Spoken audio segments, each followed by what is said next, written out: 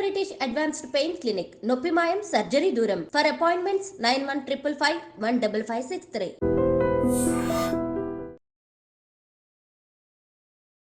గరుడ పురాణం అయితే మనకు చాలామంది చెప్తూ ఉంటారు, మనం చేసే తప్పులను బట్టి మనకి ఏదైతే శిక్షలు పడాలో అవన్నీ కూడా గరుడ పురాణంలో క్లియర్గా రాసి ఉంటుంది అని చెప్పి.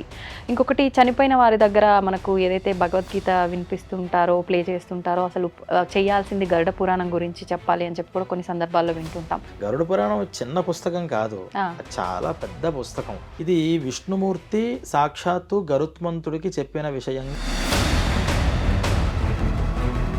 ఇప్పుడు ఏ జన్మ ఎత్తాలనేది మనం పాపాల పుణ్యాలను బట్టి అదే డిసైడ్ అవుతుంది, మనం డిసైడ్ చేసుకునే అవకాశం ఉంటుందా? భగవంతుడే డిసైడ్ చేస్తాడు అది కూడా? ఈ పాప పుణ్యాల బట్టి ఒక డెసిషన్ ఆల్రెడీ ఆయన పెట్టేశాడు. మీ ఒక పాప పుణ్యాల బట్టి ఏ జన్మ ఎక్కడతో ఎవరితో ఎలా లింక్ అవ్వాలి సాఫ్ట్వేర్ క్రియేట్ చేశాడు ఆయన.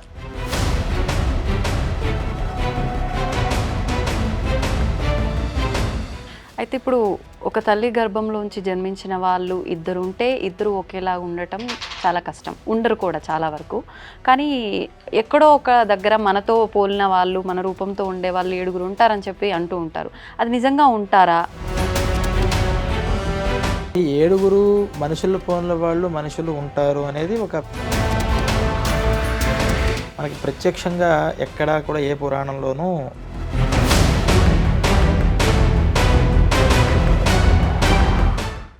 నమస్కారం, వెల్కమ్ టు ఐ డ్రీమ్. ధర్మ మార్గం విత్ విజిత కార్యక్రమానికి స్వాగతం.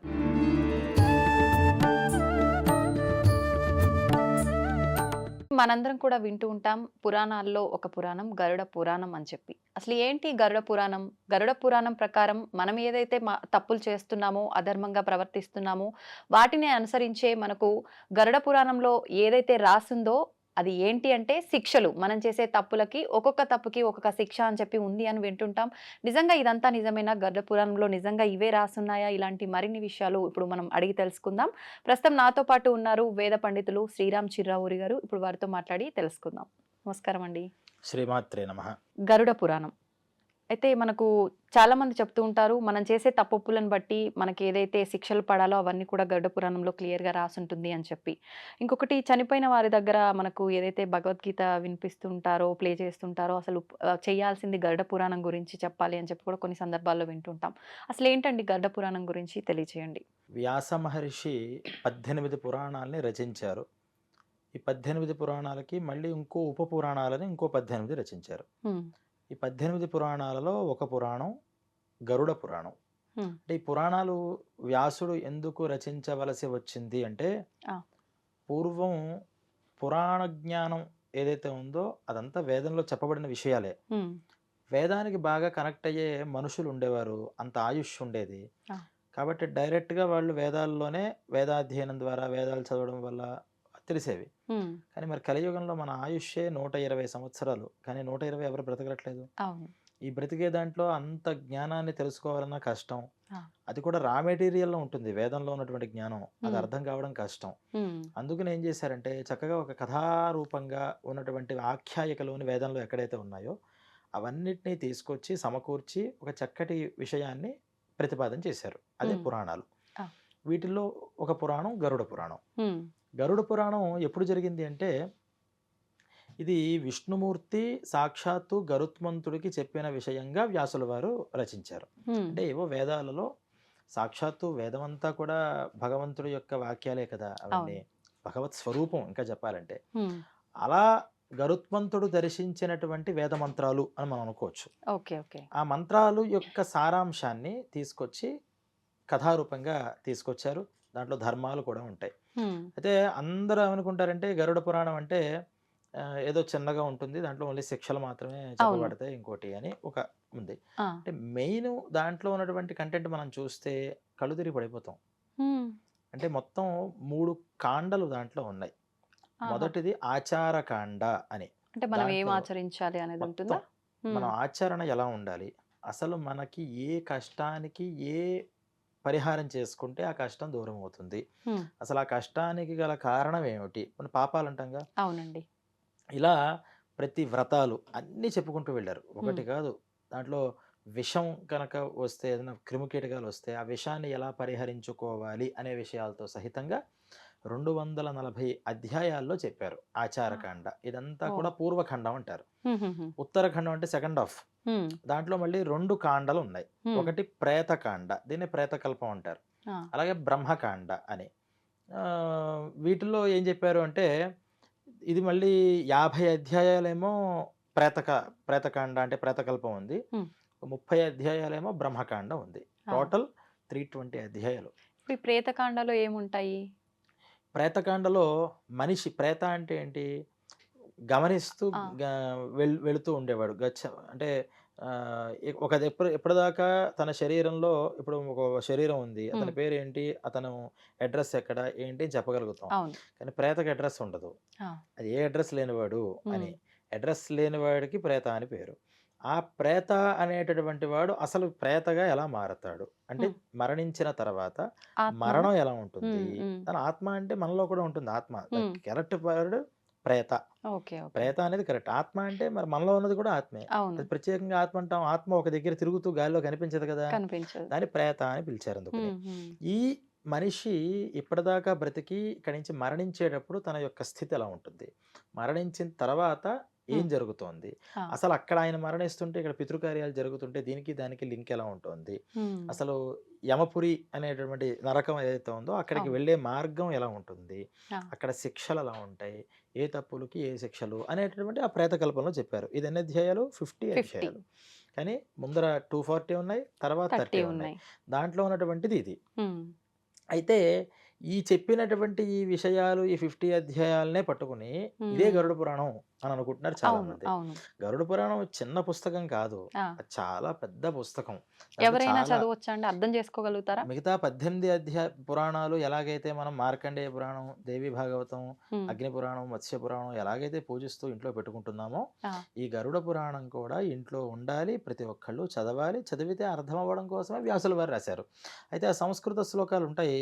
మనకు అవన్నీ అర్థం కావు చాలా అవును. మందికి. అవును. అందుకని దానికి తెలుగు తాత్పర్యాలు కూడా రాశారు. ఉంటుందక్కడే. పండితులు రాసినవి ఉన్నాయి. ఆహా! తర్వాత కొంతమంది రాస్తున్నారు కానీ అన్నీ మరి దాంట్లో కరెక్ట్‌గా ఉండవు. అవును. కొన్ని పుస్తకాల్లో ఏం చేశారంటే ఇంత విషయం చెప్పినా మరంత చదివే పరిస్థితి ఉండదని అవును. కథా సంక్షిప్తంగా చేశారు. అంటే దాంట్లో ముఖ్యమైన విషయాలు వర్ణనలు అవి తీసేసి హ్మ్. ముఖ్యమైన విషయాలుగా చెప్పినవి మనం అవి కూడా చదువుకోవచ్చు. ఓకే. ఓకే. ఇలా ఈ గరుడ పురాణం అనేటటువంటి దాంట్లో చాలా విషయాలున్నాయి. కానీ హ్మ్. చాలా మందికి ఏంటి డౌట్ అంటే గరుడ పురాణం ఇంట్లో ఉండకూడదు. అది ఆ. ఉంటే అశుభం కలుగుతుంది. హ్మ్. కానీ వాస్తవానికి గరుత్మంతుడు శుభాన్ని తీసుకొచ్చేవాడు. వైనతేయుడు అంటారు ఆయన పేరు. హ్మ్. ఆయన ఏం చేస్తాడంటే శుభాలు ఆయన ఎక్కడ ఉంటే అక్కడ శుభం. అందువల్ల అవును. విష్ణుమూర్తి ఆలయంలో ముందర ఉండేది ఏంటంటే గరుత్మంతుడే. అసలు గరుత్మంతుడికి సాక్షాత్తు విష్ణుమూర్తి చెప్పినటువంటి ధర్మ విషయాలన్నీ కూడా గరుడ పురాణంలో ఉన్నాయి కాబట్టి హ్మ్. అది ఖచ్చితంగా ఇంట్లో ఉండాలి.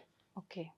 డౌట్ ఏంటంటే జనాలకి ఇది ఎందుకు చదవకూడదు అనుకుంటున్నారంటే, పోయిన సమయంలో ఇందాక మీరన్నట్టు ముఖ్యంగా చదవాల్సింది ఇది అని హ్మ్. ఎందుకన్నారు?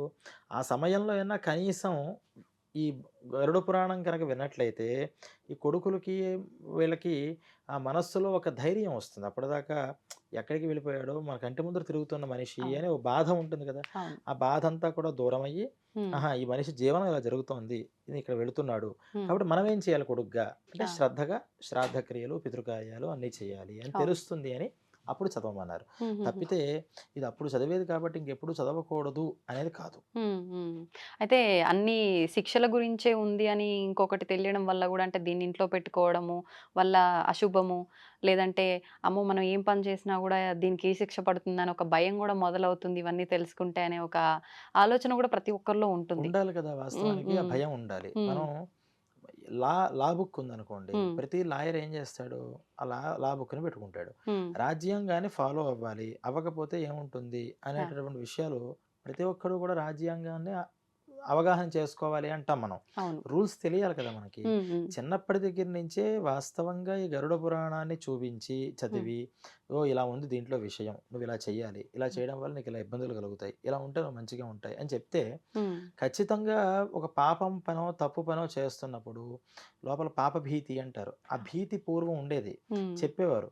అంటే పురాణాలు డైరెక్ట్గా ప్రింటింగ్లో లేకపోయినా ఆ, ఈ పురాణాల్లో ఉన్న విషయాలు ఖచ్చితంగా ప్రతి ఇళ్లలో ఉండేవి. ఉమ్, అందువల్లే అసుర సంధ్య వేళ పడుకోకూడదురా, రాక్షస బుద్ధులు వస్తాయి అని చెప్తూ ఉంటారు. ఉమ్, అంటే ఎప్పుడు ఏ పాపం చేస్తే ఏది జరుగుతుంది అనేది మన ఇళ్లలోనే ఉండేది. ఉండేది. ప్రింటింగ్ లేవు కదా అప్పుడు. అవును, అవును.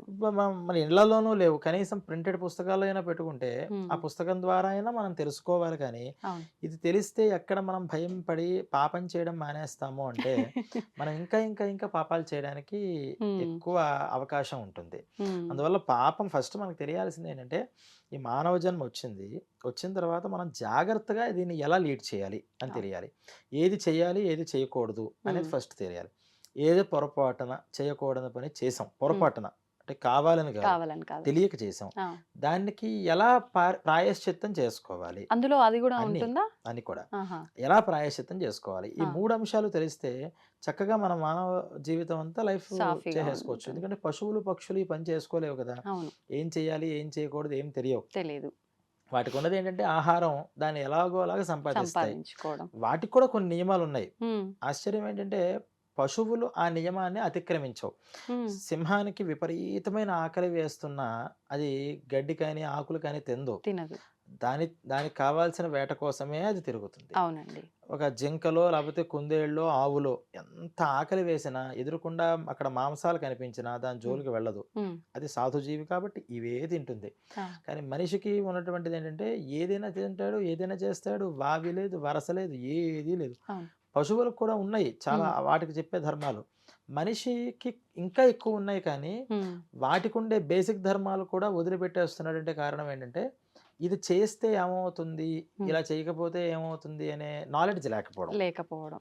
కానీ అప్పుడు పశువులతో పోలిస్తే వాటికి లేని జ్ఞానం మనకుంది. చాలా మార్చుకునే అవకాశం ఉంది. అన్నీ మనకున్నాయి గానీ తప్పులు కూడా మనమే చేస్తున్నాం. తప్పులు కూడా మనమే చేస్తున్నాం. హ్మ్. అంటే అందుకనే ఈ విషయాన్ని తెలుసుకోవాలి ప్రతి ఒక్కళ్ళు ఈ రోజుల్లో ఇంకా చాలా అవసరం. హ్మ్. ఎందుకంటే ప్రతిదానికి ఒక క్వశ్చనింగ్ అనేది చేస్తున్నారు. అవును. ఎందుకు ఇలాగే చేయాలి, ఎందుకు అలాగే చేయాలి. పూర్వం రోజుల్లో నాకు తెలిసి మీ చిన్నతనాల్లో కూడా ఎవరు కూడా ఎందుకు ఇలాగే చేయాలి, ఎందుకు ఇలా చేయాలి అని అడగలేదు. అడగలే. పెద్దవాళ్ళు చెప్పారు, చేసుకోవాలి, వెళ్ళిపోవాలి. అంతే. కానీ ఇప్పుడు చిన్న చిన్న పిల్లలు 5 ఇయర్స్ పిల్లల దగ్గర నుంచి చూస్తే దేవుడు దండం పెట్టుకోమంటే ఎందుకు వై అనే అవును. క్వశ్చన్ ఫస్ట్ వస్తుంది. అవును. అవునండి. ఎందుకు పెట్టుకోవాలి అని. హ్మ్.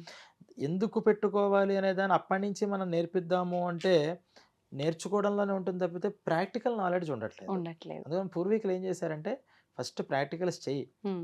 చేయగా నీకే దాని విషయం అర్థమవుతుంది, అది మన హ్మ్. సంస్కృతికి గొప్పదనం అన్నారు. అవును. అంటే ఇప్పుడు కనీసం మనం క్వశ్చన్ వాడు వేస్తున్నప్పుడు మనం ఒక పరిపూర్ణ అవగాహనతో పెద్దవాళ్ళు ఉండాలి. కనుక చేస్తే ఆటోమేటిక్గా మనం కూడా ఏదైనా చిన్న చిన్నగా అయినా అంటే అవును. పూర్తిగా ఎక్స్ప్లెనేషన్ చేయకూడదు కూడా హ్మ్. వాస్తవానికి పిల్లలకి.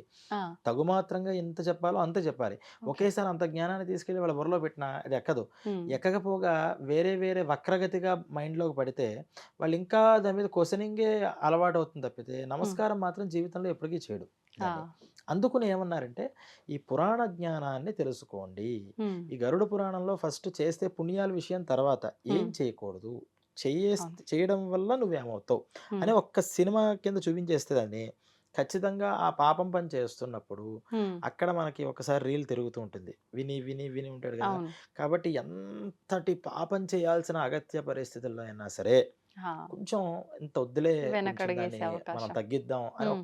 ఒక సెకండ్ అంటే ఆ! పాపం చేసే పని ఒక సెకండ్ ఆలోచిస్తే పాపం పని జరగదు. అంతే. ఆ నిమిషంలో ఆ ఆలోచన నిమిషంలో మారిపోతుంది. ఆలోచన స్తబ్దమైపోయి, మారిపోయి అవును. రాంగ్ స్టెప్ పడిపోతుంది. తర్వాత ప్రతి ఒక్కళ్ళు చాలామంది బాధపడతారు. ఎంత మర్డర్ ఆ! చేసేవాళ్ళైనా 100కి 99% ఒక్కడు అది కూడా రిలైజ్ అవ్వడు గానీ హ్మ్. 99% మంది నేను కొంచెం కంట్రోల్ చేసుకుంటే బాగుండేది, అనవసరంగా బావుండేది. చంపేశానే అని అవును.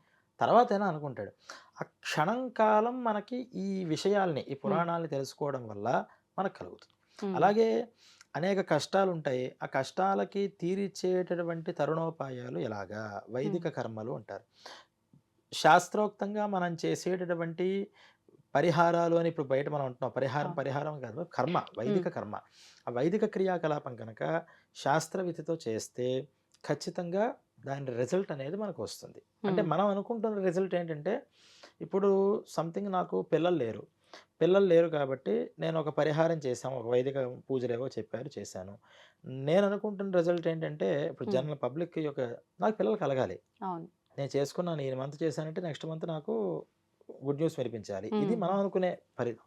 కానీ శాస్త్రం ఏం చెప్తోందంటే, నువ్వు చేసే కర్మ నీకు ఫలితం ఇవ్వడం అనేటటువంటిది భగవంతుడి చేతిలో ఉంది. కర్మ ఏం చేస్తుంది అంటే ఫలితాన్ని డైరెక్ట్‌గా ఇవ్వదయ్యా. ఆ, కర్మ ఇంకో కర్మని నాశనం చేస్తుంది. అంటే ఆ, ఏదైతే పాప కర్మ నీకు పిల్లలు లేకుండా అడ్డుపడుతోందో, దాన్ని ఈ కర్మ వెళ్ళి క్లోజ్ చేస్తుంది. ఉమ్, ఉమ్, క్లోజ్ జరిగిన తర్వాత పిల్లలు ఎప్పుడు ఇవ్వాలి అనేది భగవంతుడు. అంతా మరి కర్మల ద్వారానే, పూజల ద్వారానే ఫలితాలు వచ్చేస్తాయి. భగవంతుడు ఏం చేస్తాడు మధ్యలో? అంటే భగవంతుడిని కర్మ ఫలప్రదాత. ఉమ్, అంటే నువ్వు కర్మ చేసావు. ఈ కర్మ ద్వారా ఆ కర్మ అంతా కూడా నాశనమైంది. నువ్వు చేసినటువంటి సత్కర్మకి నీకు ఎటువంటి ఫలితం ఇవ్వాలి అనేటటువంటిది ఏ టైంలో ఇవ్వాలి. ఉమ్, నేను నెక్స్ట్ మంతే నాకు కావాలనుకున్నాను. ఉమ్, కానీ నెక్స్ట్ మంత్ నీకు ఒకవేళ మీ భార్య ప్రెగ్నెన్సీ వస్తే ఆ, ఆ 2-3 మంత్స్ తర్వాత మళ్ళీ పోయే అవకాశం కూడా ఉంది అని భగవంతుడు గ్రహించి, ఉమ్, ఈ 4 మంత్స్ అయిన తర్వాత మనం ఆ పని చేద్దామయ్యా, అప్పుడే ఓ, స్టాండర్డ్‌గా సాఫీగా, ఉంటుంది కదా ఆ, అని ఆలోచిస్తాడు ఆయన. ఓకే, అందువల్లే ఆయన్ని మనం మధ్యలో పెట్టుకుని ఈ కర్మలు చేసేది. ఉమ్, లేకపోతే ప్రతి ఒక్కళ్ళు కూడా భజనలు చేసుకుంటూ భగవంతుడు నమస్కారం చేస్తే అయిపోతుంది కదా! అవును, అలాగా చేయమనలేదు. ఉమ్, లేదా భగవంతుడు అనేవాడు లేడు. ఈ పూజలు చేసేస్తుంటే ఇలా హోమాలు చేస్తే ఆ దేవతలు మనకు ఫలితం ఇచ్చేస్తారు అని ఉమ్, కూడా అనట్లా. దీన్ని చేయాలి, భగవంతుడిని ఆశ్రయించు. ఉమ్, నువ్వు ఇది చేస్తే నీకు ఎప్పుడు ఏ ఫలితం ఇవ్వాలి అనే డెసిషన్ భగవంతుడు తీసుకుంటాడు. ఆ, అలా లేకుండా నాకు ఈ రోజే కావాలి, రేపే కావాలి అని చిన్నపిల్లలాగా మనం మాట్లాడుతుంటే అవును, ఆ కర్మలు నిజంగా భగవంతుడు ఏమనుకుంటాడంటే, మనం కూడా చూస్తుంటాం కదా ఉమ్, ఇళ్ళలో కూడా ఒక 10 దాకా నువ్వు టీవీ చూడమ్మా, తర్వాత చూడొద్దు అని పిల్లలకి చెప్తాం. ఉమ్, కానీ వాళ్ళు ఇదొక్కటే వెబ్ అవును, సిరీస్ వస్తుంది, ఇంకొక అరగంట, గంట అని చేస్తే మనం ఖచ్చితంగా ఏం చేస్తాం? అప్పుడు ఆపేసి వాళ్ళు ఇబ్బంది పడతారు. అవును, ఇదేంటి ఇలా ఆపేస్తున్నారు, నేను ఉమ్, చూద్దాం అనుకుంటున్నాను కదా, నాకు ఎందుకు చూపించట్లేదు. మర్నాడు కావాలంటే నువ్వు ఇంకో 2 అవర్స్ చూడు. అవును, రాత్రి 10 తర్వాత వద్దు అని మనం అంటాం. ఉమ్, వాళ్ళ దృష్టిలో రూల్స్ అనేవి ఉండకూడదు అంటాం. ఉండకూడదు, అందువల్ల భగవంతుడు మనకి ఎప్పుడు ఏ ఫలితాలు ఇవ్వాలో తెలిసి ఆయన ఇస్తాడు కాబట్టి ఆయన్ని మనం శరణవేది, ఈ చేసిన కర్మంతా కూడా నీకు నేను అర్పణ చేస్తున్నాను అని చేస్తారు. ఉమ్, అందుకని ఫస్ట్ నాలెడ్జ్ మనకు కావాల్సింది ఏంటంటే, అసలు పాపం అంటే ఏంటి, పాపకర్మ వల్ల వచ్చే ఫలితం ఏంటి, ఈ ఉమ్, రెండు మనం తెలుసుకుంటే మనం ఫస్ట్ లైఫ్ని కరెక్ట్గా లీడ్ చేయగలుగుతాం. లోకంలో ఆ, ఇబ్బందులు అంటే తప్పు చేస్తున్న ప్రతి ఒక్కరికి తెలీదా తప్పని? ఈరోజు ఇన్ని అన్యాయాలు చేస్తున్న వాళ్ళు, అవును, అక్రమాలు చేస్తున్న వాళ్ళు, లేదా అకృత్యాలు చేస్తున్న వాళ్ళు, వీళ్ళెవ్వరికీ కూడా చేస్తే తప్పని తెలియదా అంటే తెలుసు తప్పని. ఉమ్, కానీ తప్పుకి వచ్చే శిక్ష ఏమిటి ఉమ్, అనే దగ్గర ఏంటి, మహా అయితే కేసు నిరూపిస్తే కదా 10 ఆ, ఏళ్ళో 15 ఏళ్ళో పడుతుంది. ఈ లోపల మనం కొంచెం ఏదన్నా ఉపయోగించామంటే సెట్ అవుతాం. అవును, లేదు, ఇదంతా అయ్యే టైంకి అసలు ఈ లోపల నేను ఎంజాయ్ చేస్తాను కదా అనే ఒక, అంటే శిక్ష అంటే ఇక్కడ మనకు రాజ్యాంగం విధించేటటువంటి శిక్షలు మాత్రమే అని ఉమ్, అనుకుంటున్నారు. ఉమ్, కానీ గరుడ పురాణంలో ఏం చెప్పారంటే రాజదండన, యమదండన అని 2 ఉన్నాయి. ఆ, రాజదండన అంటే ఇప్పుడు మనకు ప్రభుత్వం వేసే ఐపీసీ శిక్షలు ఇవన్నీ కూడా. ఓకే, ఓకే, దీన్ని ఎవరైనా తప్పించుకోగలుగుతారట. ఎందుకంటే పూర్వం నుంచి కూడా రాజులన్నీ, మన ప్రభుత్వాలు ఎంత గట్టిగా ఇవన్నీ సెక్షన్స్ పెట్టినా ఎక్కడో ఒక లూప్ హోల్ దొరుకుతుంది అవును, మనిషికి. అవును, పూర్వం నుంచి కూడా ఉన్నాయి. ఉమ్, కానీ దీన్ని మిస్ అవ్వగలుగుతారు. కానీ రాజదండలు కూడా భయపడేవారు. ఎందుకంటే ఉమ్, అది కఠినంగా ఉండేవి అప్పట్లో. దీన్ని కూడా ఖాతరు చేయకుండా దీని నుంచి అలా మనం మిస్ చేయొచ్చు, ఇలా అబద్ధం ఆడొచ్చు అనుకున్న వాళ్ళు కూడా ఉమ్, పైన నరకంలో యమధర్మరాజు దగ్గర శిక్షలు తప్పించుకోలేరు అని ఉమ్, క్లారిఫికేషన్ అక్కడ ఇచ్చారు. ఎప్పుడైతే ఆ శిక్షల గురించి తెలిసాయో, ఈ శిక్షల గురించి భయం ఉన్నా లేకపోయినా ఆ శిక్షల్ని దృష్టిలో పెట్టుకునైనా జాగ్రత్తగా ఉంటారు అని. ఇప్పుడు కొంతమంది తెలిసి చేస్తుంటారు, కొన్ని కొన్ని మనం తెలియకుండానే, అంటే ఎదుటివారి విషయంలో కొంచెం మనం ఏదైనా దురుసుగా మాట్లాడినా కూడా అది తప్పు కిందకే వస్తుంది. అది కొన్ని సందర్భాల్లో మనం కావాలని కూడా మాట్లాడడం. అంటే తప్పు తెలిసి చేసినా తెలియక చేసినా శిక్ష అనేది ఖచ్చితంగా ఉంటుందంటారా? ఉంటుంది అది. ఈ తప్పులు గురించి, పాపాల గురించి వివేచన చేస్తూ 3 రకాలుగా ఉంటాయి ఏ పాపమైనా. మనస్సుతో చేసేది, నోటితో చేసేది, బై యాక్షన్ చేసేవి 3 రకాలు. త్రికరణాలు అంటాంగా ఆ, వీటి ద్వారా. ఇవి 2 విధానాలు. ఉమ్, ఒకటి జ్ఞానంతో చేసేవి, ఒకటి అజ్ఞానంగా చేసేది. అంటే తెలిసి చేసేవి, తెలిసి, తెలియక చేసేవి ఉమ్, అని. అప్పుడు మళ్ళీ 6 వెరైటీస్ అయ్యాయి మొత్తం. ఆ, వీటిల్లో ఎలా వస్తాయి ఫలితాలు? ఇప్పుడు గోహత్య అనేటటువంటిది ఒక పాపం. అవును, ఉదాహరణ తీసుకోండి. ఉమ్, ఆవుని చంపడం అని అర్థం. ఉమ్, గోహత్య అంటే అదేగా. అవును, ఈ చంపడం 3 విధానాల్లో ఎలా వస్తుంది? ఉమ్, ఆవుని చంపుతాను అని నోటితో అన్న గోహత్యా పాపం వస్తుందన్నారు. ఆ, ఆవుని చంపుదాం అని మనస్సులో అనుకున్న గోహత్యా పాపం వస్తుంది. ఉమ్, ఆవుని చంపినా గోహత్యా పాపం వచ్చేస్తుంది. సమానమైన ఫలితం. ముగ్గురికి సమానం కాదు. ఉమ్, ముగ్గురికి గోహత్యా పాపం అయితే వస్తుంది. వస్తుంది. దాన్ని మనం సమానం అని చెప్పలేము. ఉమ్, ఉమ్, ఎందుకంటే నోటితో అంటే ఎంత పాపం వస్తుందో అంత ఫుల్‌గా 100% వస్తుంది. ఆ, కానీ నోటితో చెప్పిన 100% బై యాక్షన్ చేసే 100% ఈక్వలా అంటే ఉమ్, మనం దాన్ని ఈక్వల్ చేయలేము. ఎలాగా అంటే లీటర్‌ని, కేజీని ఈక్వల్ చేయగలుగుతామా? లీటర్‌ని లేకపోతే స్పీడ్‌ని ఈక్వల్ చేయగలుగుతామా? చేయలేము. దేని కాలిక్యులేషన్ దానిది. అవును. అలా ఈ పాపం అనేది 3 రకాలుగా వస్తుంది. ఉమ్, మరి ముగ్గురికి ఎలాంటి శిక్షలుంటాయి అంటే, యాక్షన్‌గా చేసినప్పుడు బై యాక్షనే శిక్ష అనుభవిస్తాడు. ఆ, శిక్ష అంటే రియాక్షన్ అది. అవును. ప్రతి యాక్షన్‌కి రియాక్షన్ ఉంటుంది కదా! అవును. అవును. ఆ గోవుని ఎలాగైతే ఇబ్బంది పెట్టాడో, వీడు ఇబ్బంది పెడుతున్నప్పుడు ఎంత తీవ్రంగా అది ఇబ్బంది పడిందో, ఉమ్, అంత తీవ్రంగా ఆ టైమ్ స్పేస్ పెరిగే కొద్దీ దానికన్నా తీవ్రతరంగా ఉమ్, అంటే ఇమ్మీడియేట్‌గా జరిగినప్పుడు మనం కూడా ఏం చేస్తాం? అవును. ఎవరైనా గట్టిగా కొట్టారు. మనకి కోపంలో ఒక దెబ్బ వేసేస్తాం. అంతే. కానీ ఒకడు కొట్టాడు, ఉమ్, వెంటనే కొట్టలేకపోయామనుకోండి, ఉమ్, మనం రోజు రోజుకి ఇంకా పెరుగుతుంటుంది. వీడిని ఎలాగైనా కొట్టాలని. అంతే. సమయం చూసి మనం చిక్కినప్పుడు ఒక దెబ్బతో ఆపం. ఇన్ని రోజులు కోపం ఉంది కదా! 10, 15 కొట్టేస్తామండి. వడ్డీ. వడ్డీతో సహా. అలా టైమ్ స్పేస్ పెరిగే కొద్దీ ఏమవుతుందంటే ఉమ్, ఈ పాపం కూడా అంతగా అనుభవించాల్సిన పరిస్థితి వస్తుంది. ఆ, ఏది ఫిజికల్‌గా మనం చేసేది. ఓకే. మానసికంగా గోవుని చంపుదామని అనుకున్నాడు. వాడు మానసికంగా చంపుదామని ఎలాగైతే అనుకున్నాడో, ఉమ్, చంపుదాం అనుకున్నప్పుడు గోవుకి తెలియకపోవచ్చు. అవును. నాకు మనిషి చంపుదాం అనుకుంటున్నాడని. కానీ నువ్వు చంపుదాం అనుకోవడం అనే ఒక పాపం ఉంది చూసారా? అది వీడి మనసుకు కూడా అదే విధానంగా బాధని తెప్పిస్తుందట. ఆహా. తప్పు. నోటితో అన్నాడు. ఉమ్, నోటితో అన్నప్పుడు వేరే వాళ్ళ నోట్ల ద్వారా ఉమ్, లేనిపోని నిందలన్నీ పడ్డాను, అనేక మాటలు వాళ్ళ దగ్గర పడాల్సొచ్చింది. ఇవన్నీ అంటాం కదా! అవును. ఇలా అనుభవించాల్సొస్తుంది ఆహా, అని అంటే అన్నారు. మాటల రూపంలో తను కూడా ఇబ్బంది పడతారు. ఖచ్చితంగా. ఓకే. ఇలా 3. ఇప్పుడు మనం మాట్లాడేదేంటి? ఉమ్, ఇవన్నీ కూడా తెలిసి చేసినప్పుడు. ఉమ్, తెలియక చేసినవి అని కొనున్నాం కదా! ఈ తెలియక చేసినా సరే పాపం పాపమే. ఉమ్, తెలియక చేసినా పుణ్యం పుణ్యమే. ఉమ్, ఏమి మార్పుండదు. ఆ, తెలిసి చేసినా, తెలియక చేసినా. కానీ ఆ తెలియక మనం చేసినప్పుడు అసలు ఎప్పటికీ తెలియలేదా? ఉమ్, లేకపోతే చేసిన తర్వాత తెలిసిందా? ఉమ్, మనం ఇలా నడుస్తూ వెళుతూ ఉంటాం. ఏదో మన టైర్ కింద ఏదో జీవి చచ్చిపోతుంది. అసలు మనకి టైర్ తిరిగినట్టు అక్కడ ఏదో జీవి ఉన్నట్టు అవును. మనకి తెలియనే తెలీదు. అవును. అప్పుడేమన్నారంటే అసలు ఆ విషయం వీడి స్మృతి పథంలో లేదు. ఉమ్, వీడికి అసలు సంబంధమే లేదు దానిది. అందుకని సంథింగ్ ఒక కర్మ ఉమ్, అంటే ఆ జీవికి సంబంధించిన కర్మని అనుభవించడానికి వీడి చేతుల్లో అది వెళ్ళిపోయింది. ఆహా. కానీ మనం ఇలా వెళ్ళిన తర్వాత సంథింగ్ ఏదో మన కారు కింద పడిందిరా అని కార్ ఆపి వెనక్కి చూశాడు. ఆ, వెనకాల ఏదో ఒక కుక్కో, పిల్లో ఇది కనిపించింది. ఇది ఎప్పుడైతే మన దృష్టిలో పడిందో ఉమ్, ఫస్ట్ మనకు రావాల్సిందేంటి? రియలైజేషన్ రావాలి. పశ్చాత్తాపం రావాలి. అవును. ఆ పశ్చాత్తాపం ఎప్పుడైతే వచ్చిందో ఆటోమేటిక్‌గా మనకి తెలియక చేసిన పాపంలో సగం పాపం పోయింది. ఉమ్, మిగతా సగం మనం తర్వాత అంటే దానికి దగ్గరకి మనం అక్కడ రోడ్డు మీద పడేయకుండా, మన పని మనం చూసుకోకుండా దానికేదో చేయాల్సిన పనులుంటాయి కదా కొన్ని. అవును. అలా చేసేవి. లేపోతే అయ్యో పాపం ఇలాగా అనుకోకుండా చేశానే, నేను చూసుకుంటూ కొంచెం జాగ్రత్తగా వెళితే బాగుండేదే ఉమ్, అని వీడు పశ్చాత్తాపం ఇమ్మీడియేట్ పశ్చాత్తాపం వేరు. దాని కంటిన్యూషన్ వేరు. ఉమ్, ఉమ్, దీన్ని దృష్టిలో పెట్టుకుని తర్వాత సార్లు కూడా రోడ్డు మీద వెళుతున్నప్పుడు కొంచెం జాగ్రత్తగా చూసుకోవడం అనేది ఏదైతే పెట్టుకుంటాడో అవును. అప్పుడు 100% పాపం తెలియక చేసినవి పోతాయి ఉమ్, అన్నారు. మీకు అర్థమైందా చెప్పింది? అర్థమైంది. అర్థమైంది. అంటే తెలియక చేసినప్పుడు కూడా పాపం వస్తుంది. వస్తుంది. కానీ ఎటువంటి పాపం అది అంటే జస్ట్ పడినటువంటి ఒక మురికి నీళ్లు లాంటివి. అది వెంటనే ఇంకో శుద్ధమైన నీళ్ళు పోస్తే పోతాయి. ఉమ్, కానీ తెలిసి చేసిన పాపం గ్రీజ్ లాంటిది.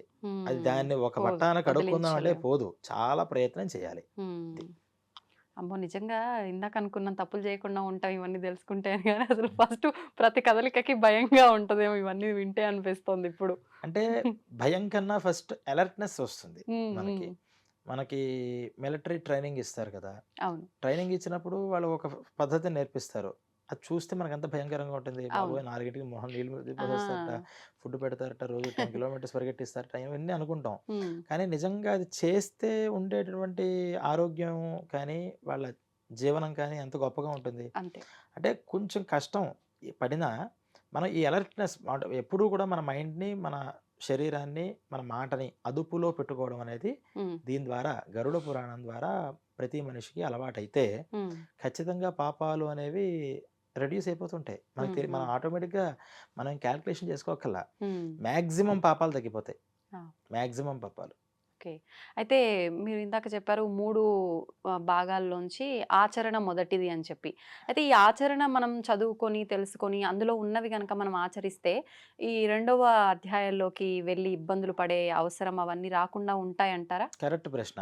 హ్మ్. అసలు ఫస్ట్ ఆచారకాండ అని చెప్పింది దేనికంటే, ఇదంతా కూడా రూల్స్. ఈ రూల్స్ ఫాలో అవ్వండి అన్నారు. హ్మ్. ఆ రూల్స్ యాజ్ ఇట్ ఈస్‌గా ఫాలో అయిపోతే మనకేమి అసలు రూల్ అతిక్రమిస్తే కదా శిక్ష అనేది వస్తుంది. అవును. అవును. శిక్ష లేదు.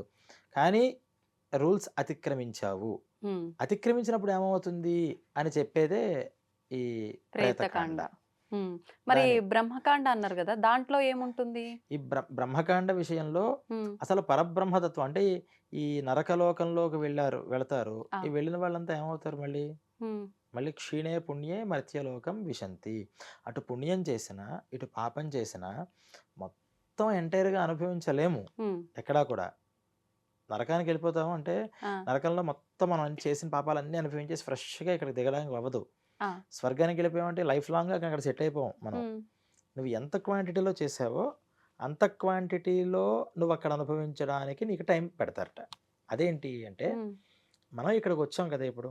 సంథింగ్ ఒక ఆడ, ఒక మగ, ఒక కుటుంబం ఇలా మనం కొన్ని అవును. లింకేషన్స్ బంధాలు. పెట్టుకొని హ్మ్. వచ్చేసాం. హ్మ్. ఇలా వచ్చిన దానికి ఇగో వీళ్ళు 60 ఇయర్స్ బ్రతకాలి. వీళ్ళు 80 ఇయర్స్ బ్రతకాలి. హ్మ్. దీంట్లో ఇంత పుణ్యం, ఇంత పాపం ఇతను అనుభవించాలి అని ఒక అకౌంట్ మనం క్రియేట్ చేసి హ్మ్. ఇక్కడికి మనల్ని డౌన్‌లోడ్ చేసాడు ఆ! భగవంతుడు. ఆ! ఈ అకౌంటే మనకుందా? హ్మ్. అంటే ఇన్ని కోట్ల జన్మలు ఎత్తి మళ్ళీ పుట్టాం ఇదేనా మనకని కాదు. హ్మ్. ఈ జన్మలో మనం ఎంత అనుభవించగలుగుతామో అంత పెట్టి పంపించాడు. ఆహా! అది ఎప్పుడైతే పూర్తయిందో ఇక్కడి నుంచి మళ్ళీ మనం అటు నరకమో, మళ్ళీ స్వర్గానికో వెళ్ళిపోతుంటాం. హ్మ్. అలాగే అక్కడ కూడా ఇతను చేసిన పాపాలు ఇన్ని పాపాలు ఈ నరకంలో అనుభవించాలి. హ్మ్. ఇన్ని పుణ్యాలు ఈ స్వర్గంలో అనుభవించాలి అని ఒక కాలిక్యులేషన్ చేసి సర్టైన్ టైమ్‌ని పెట్టి అక్కడికి పంపిస్తాడు మనల్ని. ఆ టైం తను డిసైడ్ ఆ చేస్తాడు. టైం మన భగవంతుడే చేతుల్లో డిసైడ్ లేదు. మన చేతి అందుకనే కాలం హ్మ్. కాలస్వరూపం అంటారు. భగవంతుడు అంటే ఎవరంటే టైం ఆయన. అంతే. ఈ టైం డిసైడ్ చేసి పంపిస్తాడు. ఆ హ్మ్. టైం అయిపోయిన తర్వాత నాకు ఇంకొంచెం ఏమైనా అకౌంట్ ఉంటే అది కూడా క్లియర్ చేసేసుకుంటానన్నా ఉంచరు అక్కడ నరకంలో. ఆహా! ఇది అయిపోయింది నాన్న వెళ్ళిపో ఇక్కడి నుంచి అంటారు. ఓకే. స్వర్గంలో కూడా నేను కొంచెం పాత అకౌంట్లు ఏమైనా ఉంటే క్లియర్ చేసుకుంటానంటే కుదరదు. హ్మ్. నువ్వు వెళ్ళిపోవాలి అర్జెంట్‌గా ఫస్ట్ ఇక్కడి నుంచి అంటారు. ఆ! మళ్ళీ వాళ్ళు ఏం చేయాలి? మళ్ళీ ఇక్కడికొస్తారు భూమి హ్మ్. మీదకి. భూమి మీదకి రావడం వల్ల ఎందుకు పంపిస్తూ ఉంటాడంటే, చేసిన ప్రతి పాపము, అటు పుణ్యము అంటే దేవతలు కూడా పాపాలు చేశారుగా. హ్మ్. పాపాలు అనేవి భూమి మీదే కాదు, అన్ని లోకాలలోనూ పాప పుణ్యాలున్నాయి. ఆ! కానీ పుణ్యాన్ని అనుభవిస్తూ ఇప్పుడు పాపాన్ని దేవతలు పాపాలన్నారు గదా! హ్మ్. అంత జ్ఞానం తెలిసి మనందరిని నడిపిస్తున్న వాళ్ళు పాపాలు చేయడం అంటే ఏంటి? దేవతలు వేరు, దేవుడు వేరు. హ్మ్. భగవంతుడు అంటే దేవుడు అంటాం. హ్మ్. దేవతా శక్తులు చాలా ఉంటాయి. ఆ! ఆ శక్తులు కూడా మనలాగానే భూమి మీదకి ఒకసారి అంటే భగవంతుడిచ్చే ఒక అవకాశం హ్మ్. మానవ జన్మ అంటే భూమి మీద. అందుకనే భూలోక మానవుడికే చాలా గొప్పతనం. హ్మ్. అందరి దేవతలు కూడా మనల్నే చూస్తుంటారట. ఎంత అదృష్టం నాయనా మీరు. హ్మ్. మేమంతా చేసాము అంటే కొత్త కొత్త కర్మలు ఇక్కడేమి సృష్టించుకోవడానికి లేదు. కానీ పాపం డైరెక్ట్‌గా అనుభవించకుండా హ్మ్. ప్రాయశ్చిత్త రూపంగా కడిగేసుకునే ప్రాసెస్ భూమి మీదే ఉంది. హ్మ్. వేరే లోకాల్లో లేదు. ఆహా! ఖచ్చితంగా అనుభవించాల్సిందే అక్కడ పుణ్యమైనా, పాపమైనా. హ్మ్. కానీ భూమి మీద ఏంటంటే పుణ్యం అనుభవించొచ్చు అవును. కావాలంటే. అవును. లేదా అంతా మళ్ళీ భగవంతుడికి తిరిగి ఇచ్చేయొచ్చు. హ్మ్. పాపం అనుభవించొచ్చు. లేదా పాపం అనుభవించకుండానే హ్మ్. దాన్ని క్లియర్ చేసుకోవచ్చు. ఓకే. ప్రాయశ్చిత్తాలు అంటాం కదా మనం అవును. అవును. ఇవన్నీ. వీటి ద్వారా చేసుకోవచ్చు. హ్మ్. అందుకని ఎంత అదృష్టవంతులై భూలోక మానవులు అంటారు. మరి ఈ దేవతలు ఎక్కడి నుంచి పుట్టుకొచ్చారు అంటే ఈ భూమి మీద వాళ్ళకిచ్చినటువంటి అంటే నంబర్ 1 హ్మ్. ఇతను ఉత్తమ విద్యార్థి. హ్మ్. చాలా బ్రిలియంట్ అని ఎలాగైతే ఒక గ్రేడ్ ఏస్తారో, ఆ! అలా ఇక్కడ ఈ భూమి మీద వాళ్ళ జీవనం చాలా ఉత్తమంగా చేసిన వాడికి ఇంక ఇక్కడ మళ్ళీ వద్దులే ఇతను కొంచెం ప్రమోషన్ ఇచ్చాం కదా అని వీళ్ళని మళ్ళీ దేవతా లోకాల్లోకి పంపిస్తూ ఉంటారు. హుహు. అందుకనే మనం ఇది కొంచెం అర్థం అవ్వడానికి ఏం చెప్పారు? హ్మ్. ఇక్కడ 1000 యజ్ఞాలు చేస్తే ఇంద్ర పదవి వస్తుంది. వింటాం కదా! అవును. అందువల్ల ఇంద్రుడికి కోపం వస్తూ ఉంటుంది. ఇక్కడ హ్మ్. పుణ్యాలు చేసేవాళ్ళు, తపస్సు చేసేవాళ్ళు భంగం చేయడం కోసం అప్సరసలను పంపిస్తూ ఉంటారని మనం ఆ! చిన్నప్పుడు చెప్తూ ఆ! ఉంటాం. ఆ! అంటే అది చిన్నతనంగా అర్థం అవ్వడం కోసం చెప్పడం. హ్మ్. ఇంతలాగా చెప్తే ఎవరికి అర్థమవుతుంది? అవును. ఓన్లీ అవును. యజ్ఞాలు అంటే యజ్ఞం అంటేనే తెలీదు. ఏం హ్మ్. చెప్తాం? అందుకని ఏమన్నారంటే తపస్సు. కళ్ళు హ్మ్. మూసుకొని తపస్సు చేస్తే వీడు ఇంద్రుడైపోతాడు తర్వాత. అంటే అర్థం ఏంటంటే హ్మ్. ఇక్కడ గొప్ప గొప్ప పుణ్యాలు చేస్తే ఖచ్చితంగా ఇక్కడి నుంచి ప్రమోషన్ వస్తే మళ్ళీ దేవతా లోకాల్లోకి వీళ్ళు వెళ్తారు. హ్మ్. అక్కడి నుంచి ఇంకా ప్రమోషన్ వస్తే వాళ్ళలోనే ఇంకా చాలా పైపైన స్థాయిలు ఇవన్నీ కేటగిరీస్. ఇక్కడ సరిగ్గా మనం చేయలేదు, ఉమ్, డిబార్ అయ్యాం, మళ్ళీ కింద లోకాలకు. అంటే ఇక్కడే ఉమ్, ఇక్కడ మనం జ్ఞానం ఉన్న మనిషి దగ్గర నుంచి జ్ఞానం లేని పశువు దగ్గరికి వెళ్తాం. ఆ, ఇంకా తప్పు చేసాం, ఉమ్, ఇంకా ఇలా స్టేజ్ తగ్గుని అప్పటికప్పుడు పుట్టి చచ్చిపోతూ ఉంటాయి రాత్రిళ్ళు, అవును. లైట్ పురుగులు, ఆ. చిన్న చిన్న క్రిములు, అలా మారిపోయి అప్పటికప్పుడు పోతూ ఉంటాము. అంటే ఎక్కువ పాపం చేసిన వాళ్ళు అంత తక్కువ షార్ట్ టైం జీవంతో ఉండే అంటే జీవిగా. ఎక్కువ పాపము అనేది ఒకటి, ఉమ్, రెండవది ఎక్కువ పాపం కన్నా ఎక్కువ అనుభవాలు ఉండాలి వాళ్ళకి. అంటే అంటే ఎలా? ఒక మానవ జీవితంలో 10 చావుల్ని చూడడం సాధ్యం అవుతుందా? ఉమ్, అవ్వాలి అంటే సుమారు ఒక 150-200 సంవత్సరాలైనా ఎక్కువ పుట్టాలి, సంవత్సరం. లేకపోతే కనీసం 10 ఏళ్ళైనా పుట్టాలి, 10 ఉమ్, రోజులైనా ఉండాలిగా. అంటే ఒకే రోజు చచ్చిపోయి ఒకే రోజు పుట్టి మళ్ళీ అలా మరణించలేడు కదా. అవును. కానీ జీవనం అంటే అర్థం ఏంటంటే అతనికి 80 ఏళ్ళు, ఈ 80 ఏళ్ళు మొత్తం ఇవన్నీ అనుభవించి మళ్ళీ చావాలి అనేది ఉమ్, ఒకటి ఉంది. ఉమ్, ఇలా 10 జన్మలు ఎత్తాలి. ఉమ్, మానవ జీవితం చాలా ఎక్కువైపోతుంది. అవును. ఇది చిన్న క్రిమి కింద పుడితే ఆ, అది ఎక్కువ కాలం బ్రతకదలగో. అది అవును. విత్ ఇన్ అవర్స్ పోతుంది. అది అంతే. విత్ ఇన్ అవర్స్ సంపూర్ణ ఆయుర్దాయంతో ఉంది, ఉమ్, కానీ వెంటనే పోయింది. అంతే. అలా ఒక్క గంటలో అది 10 సార్లు పుట్టి చచ్చిపోగలుగుతుంది. దాని ఉమ్, అనుభవం అంటారు. ఉమ్, ఆ ఉమ్, అనుభవాలు కావాలి అనుకున్నప్పుడు ఆ జన్మలు ఎత్తుతూ ఉంటాడు. ఉమ్. అంటే మరణం అనేటువంటి అనుభవం ఎక్కువ సార్లు కావాలి అనుకున్నప్పుడు. ఇప్పుడు ఏ జన్మ ఎత్తాలనేది మనం పాపాల పుణ్యాలను బట్టి అదే డిసైడ్ అవుతుంది. మనం డిసైడ్ చేసుకునే అవకాశం ఉంటుందా? భగవంతుడే డిసైడ్ చేస్తాడు అది కూడా? ఈ పాప పుణ్యాల బట్టి ఒక డెసిషన్ ఆల్రెడీ ఆయన పెట్టేశాడు. ఆహా. నీ యొక్క పాప పుణ్యాల బట్టి ఏ ఉమ్, జన్మ ఎక్కడితో ఎవరితో ఎలా లింక్ అవ్వాలి ఒక సాఫ్ట్వేర్ క్రియేట్ చేశాడు ఆయన. ఆ, దానికి రోజు ప్రతిసారి ఆయనకి ప్రతి ఒక్క మనిషిని ఆలోచిస్తూ కూర్చోడు. ఆయనకి ఇంకో పని లేదా? ఉమ్, ఆయన పనిలో ఆయన ఏమి ఆలోచన లే స్థితి లేదు. ఆలోచన స్థితి దాటిపోయి ఉంటుంది ఆయనది. ఉమ్, ఉమ్, ఈ ఆలోచనలు చేస్తూ మనం చేస్తాం. ఉమ్, ఆయన ఏం చేశాడంటే ఒక సాఫ్ట్వేర్ తయారు చేశాడు. ఎవరి పుణ్యం ఎవరి పాపం ఏంటి దాన్ని టాలీ చేసుకుని ఉమ్, ఏ జన్మల్లో ఎవరెవరితో లింక్ ఉంది. అందుకనే ఏమంటాం, పెళ్లి కట్టినప్పుడు ఉమ్, తాళి కట్టినప్పుడు 3 జన్మల బంధం, అవును. 7 అడుగులు చెప్తూ ఉంటాం. చెప్తూ ఉంటాం. జన్మజన్మల బంధం. ఈ జన్మజన్మల బంధాలు అంటే ఏంటంటే ఇలా బంధాలుగా అక్కడక్కడ పెట్టుకున్నవి అక్కడ వీళ్ళకి ఎలా ట్రేస్ అవుతాయి, వీళ్ళని ఎలా చేస్తే వీళ్ళకి ఎలా లెవెల్ అవుతూ ఉంటాయి. ఉమ్, పూర్వజన్మల్లో వీళ్ళు కొడుకులుగా పుట్టి తల్లిదండ్రులను ఎలా హింసించారు, కాబట్టి ఈ జన్మల్లో వాళ్ళ కొడుకులుగా చేస్తే వీళ్ళలాగా రెస్పాన్స్ అవుతారు. ఈయన ఓకే. ఇంత ఆలోచించి అంత లిటిగేషన్ తీసుకొచ్చి ఇలా పెడతాడు. ఉమ్, ఒక్కళ్ళ గురించి ఆలోచిస్తే కాదు, మన పక్కన మనకు ఒక 50 మెంబర్స్ కుటుంబం ఉందంటే 50 మంది గురించి ఇలా ఆలోచించాలి. ఆ, 50 మంది పుణ్యపాపాలు ఇంకోళ్ళ మీద డిపెండ్ అయ్యి ఉండాలి. ఉమ్, ఇది మామూలు బ్రెయిన్ సరిపోదు, అవును. 100 కంప్యూటర్లు ఉన్నా చేయలేవు. అదే అందుకనే భగవంతుడు ఆ, అంత చమత్కారి. ఇది విని అర్థం ఇవన్నీ చేసుకోవడానికి కూడా మస్తు బుర్ర ఉండాలి. చాలా ఇన్ని రకాల ఆలోచనలు ఆయన మైండ్లో ప్రాతిపదిక పెట్టుకొని ఆ, ఇది ఎలాగా ఇలా చిటికేసే లోపల ఎన్నో జన్మలు పుడతాయి, ఎన్నో ఆ, జన్మలు అయిపోతూ ఉంటాయి. అవును. అలా సెకండ్కి మారిపోతూ ఉంటే మారిపోయే లింకులతో ప్రకారం ఆయా గర్భాల్లో ప్రవేశిస్తూ ఉండాలి. కొంతమంది గర్భంలో ప్రవేశిస్తారు, అమ్మయ్య నా కడుపు కాసింది అని అనుకుంటుంది, అనుకునే లోపే ఆ గర్భశోకం. అవునండి. కొంతమందికి బాగుంది బాగుంది అంటే ఎంతకాలం నువ్వు అనుభవించాలి.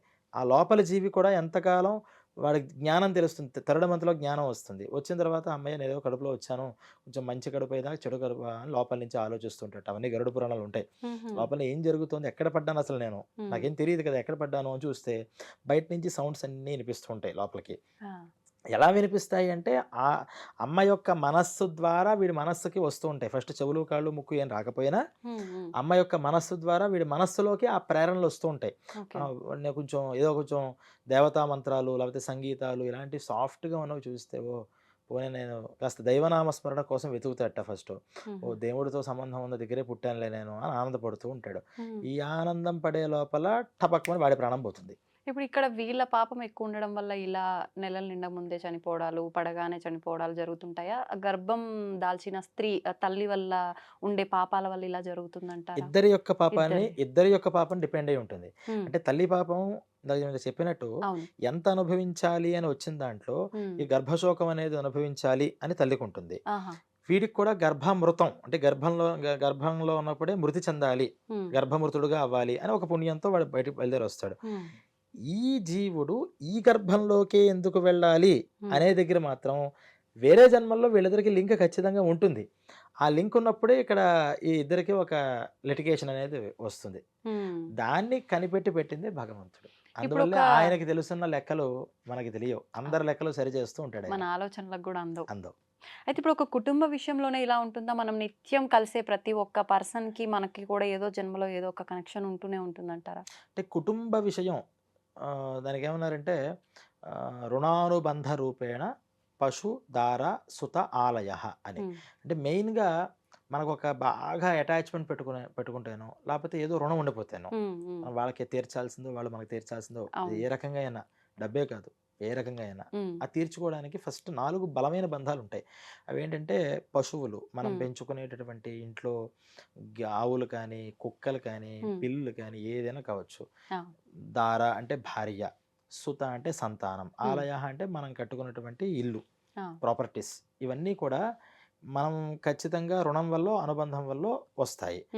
మిగతావన్నీ కూడా మనకి డైరెక్ట్గా సంబంధాలు ఉండవు, కానీ ఎక్కడో ఈ కేటగిరీకి సంబంధించిన వాళ్ళం అవుతాం. అంటే స్పోర్ట్స్ కేటగిరీ, స్పోర్ట్స్ అంటే ఇష్టమైన వాళ్ళందరూ అక్కడ స్పోర్ట్స్ దగ్గర గ్రౌండ్స్ దగ్గర కలిసినట్టు, సినిమా అంటే ఇష్టం ఉన్న వాళ్ళంతా సినిమా హాల్ దగ్గర కలిసినట్టు, ఇలా మ్యాచింగ్ అయ్యే సంస్కారాలు ఉన్న వాళ్ళందరూ మన ముద్రకి వస్తూ ఉంటారు కొంతమంది. ఇది వాళ్ళందరికీ డైరెక్ట్గా మనకు సంబంధం ఉన్నాయా అని మనం ఆలోచించలేం. ఎందుకంటే ఇన్ని కోటాను కోట్ల మందిలో ఎంతమంది భూలోకం మీద ఉన్నారు. అట్ ఏ టైం ఇక్కడ భూలోకం మీద మనం అంతా ఉన్నప్పుడే మరి నరకంలో శిక్షలు అనుభవించే వాళ్ళు అక్కడ ఉన్నారు, ఇప్పుడు ప్రజెంట్ మళ్ళీ స్వర్గంలో ఉన్న వాళ్ళు ఉన్నారు. అసలు వాళ్ళు ఇంతకు మునుపు జన్మల్లో ఇక్కడికి ఎలా వచ్చారు, అక్కడికి ఎలా వచ్చారు, ఇవన్నీ ఆలోచిస్తే మైండ్ పిచ్చెక్కిపోతుంది, మనకు అర్థం కాదు కూడా. అందుకని ఈ కేటగిరీ వైజ్ గా మాత్రం ఖచ్చితంగా ఎక్కడో అక్కడ సంబంధం అనేది ఉంటుంది. కానీ డైరెక్ట్ సంబంధం భార్య బిడ్డలు. ఎప్పుడైతే బిడ్డలు ఉన్నామో బిడ్డలకి కూడా తండ్రితో అదే సంబంధం ఉంటుంది. అంటే మనకి మరి ఇప్పుడు వీళ్ళ తల్లిదండ్రుల గురించి చెప్పలేదు కదండి ఇక్కడ. అంటే నీ తల్లిదండ్రులకి నీతో సంబంధం ఉందని చెప్పాము అంటే నీకు కూడా నీ తల్లిదండ్రులతో సంబంధం ఉన్నట్టే కదా. అలా ఈ గర్భాన్ని ఇచ్చిన వాళ్ళు మన గర్భంలో ఉండేవాళ్ళు, వీళ్ళు ఒక బలమైన సంబంధాలతో వస్తూ ఉంటారు అని చెప్తారు. అయితే ఇప్పుడు ఒక తల్లి గర్భంలోంచి జన్మించిన వాళ్ళు ఇద్దరు ఉంటే ఇద్దరు ఒకేలా ఉండటం చాలా కష్టం, ఉండరు కూడా చాలా వరకు. కానీ ఎక్కడో ఒక దగ్గర మనతో పోలిన వాళ్ళు, మన రూపంతో ఉండే వాళ్ళు 7 ఉంటారని చెప్పి అంటూ ఉంటారు. అది నిజంగా ఉంటారా? అలా ఉండటం వెనకాల దీనికి ఏమైనా సంబంధం ఉందంటారా? అంటే మీ ప్రశ్నలో 7 మనలాంటి వాళ్ళు ఎక్కడైనా ఉంటారా? ఉంటే గనక ఇప్పుడు మనం ఒకరితో ఒకరికి సంబంధం ఉంటేనే ఇలా కలుస్తామన్నారు కదా, అలా వాళ్ళకి ఏమైనా సంబంధాలు ఉంటాయా? రూపం బట్టినా? అలా ఏం లేదు. 7 మనుషుల పోన్ల వాళ్ళు మనుషులు ఉంటారు అనేది ఒక పెద్దల నుంచి చెప్తున్న నానుడు తప్పితే మనకి ప్రత్యక్షంగా ఎక్కడా కూడా ఏ పురాణంలోనూ ఇలా ఉంటారు అనేది ఎక్కడా లేదు. దానికి సాదృశ్యం అంటే కొన్ని పోలికలు కలుస్తాయి తప్పితే ఎగ్జాక్ట్గా ఇదే మనిషిలాగా 7 ఉంటారు అని ఎక్కడ మనకి కనిపించలా. కానీ మన పెద్దవాళ్ళు ఏం చేశారంటే, వాళ్ళు మరి ఎక్కడి నుంచి వచ్చిందో నాకు దాని విషయం ఎందుకు స్టార్ట్ అయిందో తెలియదు, కానీ చాలా చోట్ల 7 మనుషుల పోన్ల వాళ్ళు మనుషులు ఉంటారట అని చెప్తూ ఉంటారు. కానీ మరి ఉన్నారా లేదా అని మనం చూస్తే మరి ఇంత టెక్నాలజీ పెరిగింది కదా, మరి ఎప్పటికైనా మనం 7 కనిపించాలి కదా, తీసుకుని రాగలుగుతాం. కానీ అది సాధ్యమయ్యే విషయం కాదు, అది మనకి శాస్త్రీయమైన విషయం కాదు. కానీ వాళ్ళ అనుభవాల్లో ఎవరో ఇలా మనుషులు పోలిన వాళ్ళు ఉన్నారు కదా, ఇక్కడ మన మధ్యన మోడీ గారు లాగా ఎవరో ఎక్కడో కనిపించారని చెప్పారు. అలా కొంచెం పోలికలు ఉండేప్పటికీ ఇలా ఉంటారు అని 7 సంఖ్య చెప్పి ఉండాలి. వాళ్ళకి వీళ్ళకి ముందర ఎటువంటి సంబంధాలు ఉండవు.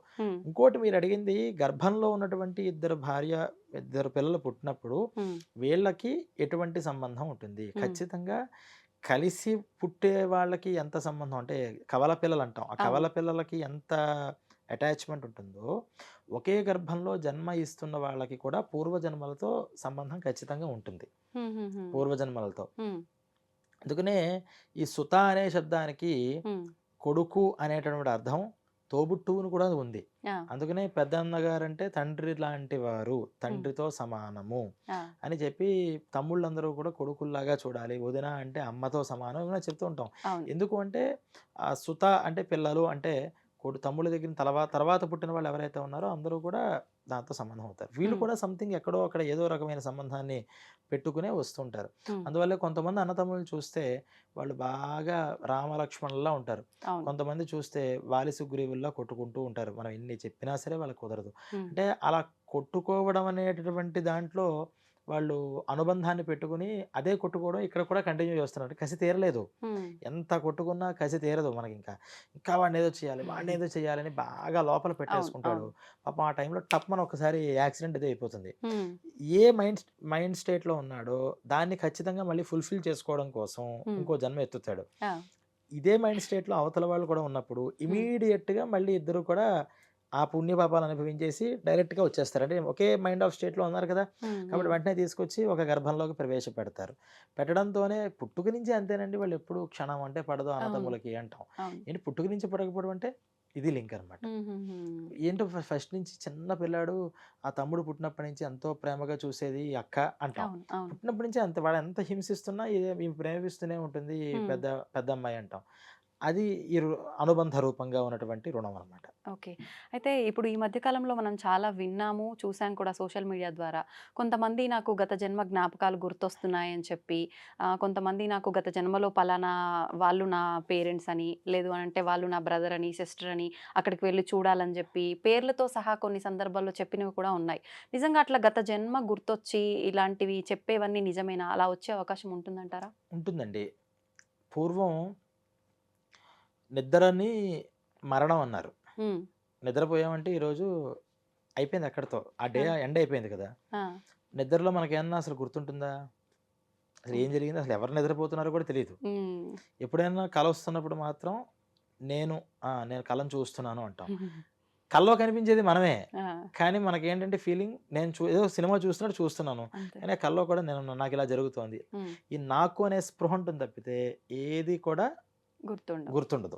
అక్కడితో అయిపోయింది నిద్ర.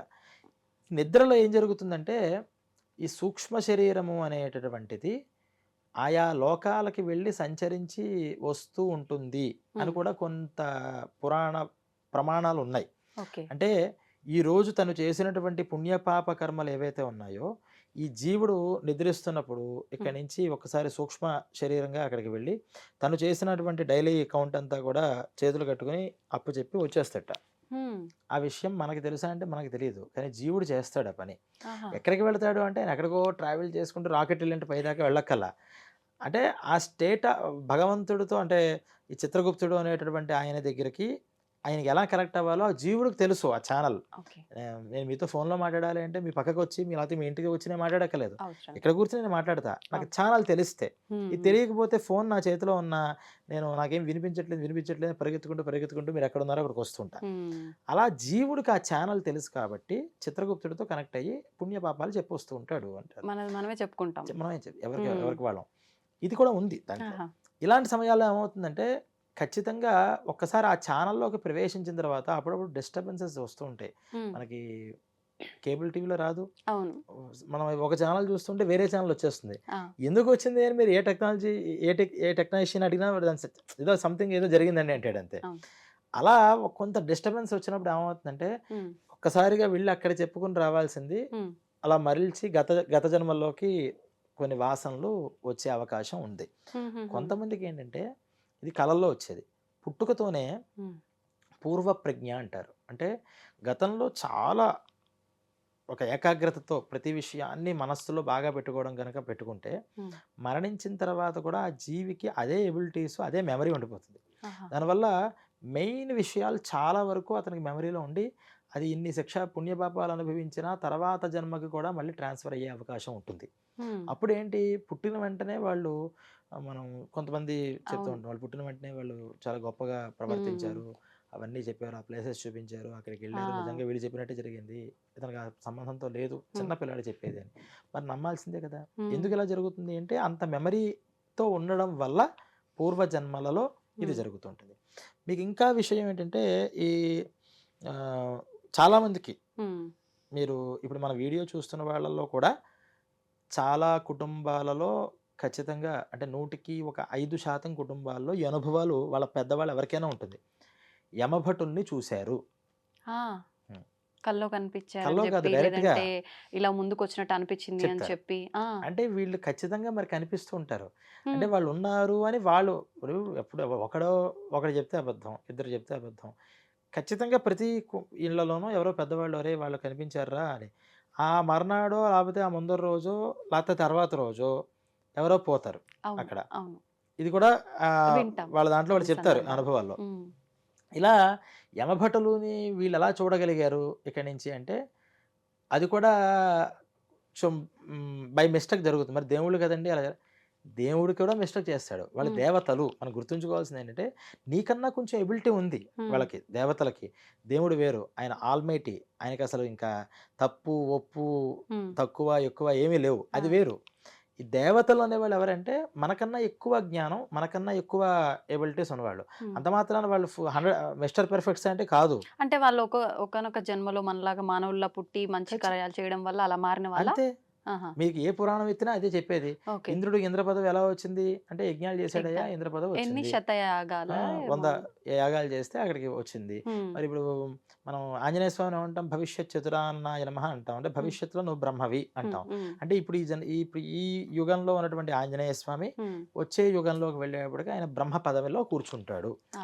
ఇవన్నీ మనం చెప్తూ ఉంటాం అవును. కదా! అవును. ఈ దేవతలు ఎవరైనా సరే హ్మ్. మనలాగా వాళ్ళు పుట్టి హ్మ్. వాళ్ళు దాన్ని ఫుల్ ఫ్లెడ్జ్డ్‌గా చేసుకోవడం వల్ల, వాళ్ళ క్యాపబిలిటీ వల్ల, కమిట్మెంట్ వల్ల హ్మ్. వాళ్ళు ప్రమోషన్ పొంది అయ్యారు తప్పితే, హ్మ్. వాళ్ళలో అసలు లోపం ఉండదా? ఉంటుంది. ఆ! ఖచ్చితంగా ఉంటుంది. కాకపోతే మనకున్నంత లోపాలుండవు. హ్మ్. సప్ ఒకటో, రెండో లోపాలు ఖచ్చితంగా ఉంటాయి. ఉన్నాయి కాబట్టి దేవతలయ్యారు. లేకపోతే వాళ్ళు కూడా దేవుళ్ళైపోయారుగా. హ్మ్. వాళ్ళు కూడా దేవుడే. దేవతా శక్తులలో కూడా కొన్ని ఖచ్చితంగా ఉంటాయి. హ్మ్. అలా మరి దేవతల దగ్గరే కొంత మిస్టేక్స్ జరుగుతున్నప్పుడు యమభటుల దగ్గర జరగవా? హ్మ్. ఆ యమభటుల యొక్క వాళ్ళు మన భూమి మీదకి రావడానికి వాళ్ళకొక మార్గం ఉంటుంది. హ్మ్. మనం ఎలాగైతే నడుచుకుంటూ వస్తాం. లేతే ఇవి నేను నడుచుకుంటున్నట్టుగానే గాలిలో ఏరోప్లేన్ నడుస్తుందా? హ్మ్. దానికొక మార్గం ఉంటుంది. హ్మ్. ఆ మార్గంలో అది అంత కక్ష మీద ప్రయాణం చేస్తేనే సుఖంగా వెళుతుంది. దానికన్నా ఎక్కువ తక్కువలు జరిగాయంటే షేక్ అయిపోతుంటది. హ్మ్. ఇలా ప్రతిదానికి ఒక వాళ్ళ భౌతిక శక్తిని బట్టి ఎలాగైతే వాళ్ళ గమనం అనేది అంటే ఆ! నడక అనేది ఉంటుందో, యమభటులకు కూడా ఆ లోకం నుంచి ఇక్కడికొచ్చి ఈ జీవిని అక్కడికి తీసుకెళ్ళడానికి కావాల్సినటువంటి ఒక ఛానెల్ ఉంటుంది. సంథింగ్ అప్పుడు దాంట్లో డిస్టర్బెన్స్ జరిగినప్పుడు హ్మ్. ఇక్కడున్న వాళ్ళకి కనిపిస్తారు వాళ్ళు. ఆహాహా! అందరికి కనిపిస్తారా అంటే కొంతమంది ఆ టైంకి ఎవరికి కనిపించాలో వాళ్ళకి కనిపిస్తారు. హ్మ్. కనిపించిన తర్వాత ఆ మర్నాడు ఎవరికో ఇలా జరిగిందండి, వచ్చిందండి మనం వింటూ ఉంటాం. అంటే యమభటులు కానీ, హ్మ్. యమలోకాలు కానీ ఇవన్నీ కూడా ఎలాగైతే ఉన్నాయో ఇలా స్వప్నాలలో వచ్చేటటువంటి విషయాలు కూడా హ్మ్. ఇవన్నీ కూడా ప్రత్యేక అనుభవాలు. ఓకే. అంటే ఎవరి అనుభవం బట్టి వాళ్ళకి ఇది నిజమే. ఇది నాకు అనుభవం లేనంత సేపు ఇదంతా నీ ఆలోచన, ఊహ అంటాం. మరి అన్ని సార్లు అలా ఊహలు రావు. హ్మ్. కొన్ని అవును. సార్లే వస్తాయి. అవును. అందరి గురించి రావు. హ్మ్. కొంతమంది గురించే వస్తాయి. అవును. అంటే ఇదన్నీ కూడా పూర్వజన్మల వాసనలు అనేవి ఉన్నాయి హ్మ్. మనకి. హ్మ్. ఎందుకున్నాయని నమ్మగలుగుతామంటే, నిన్న మీరు రాత్రి నిద్రపోయారా బాగా?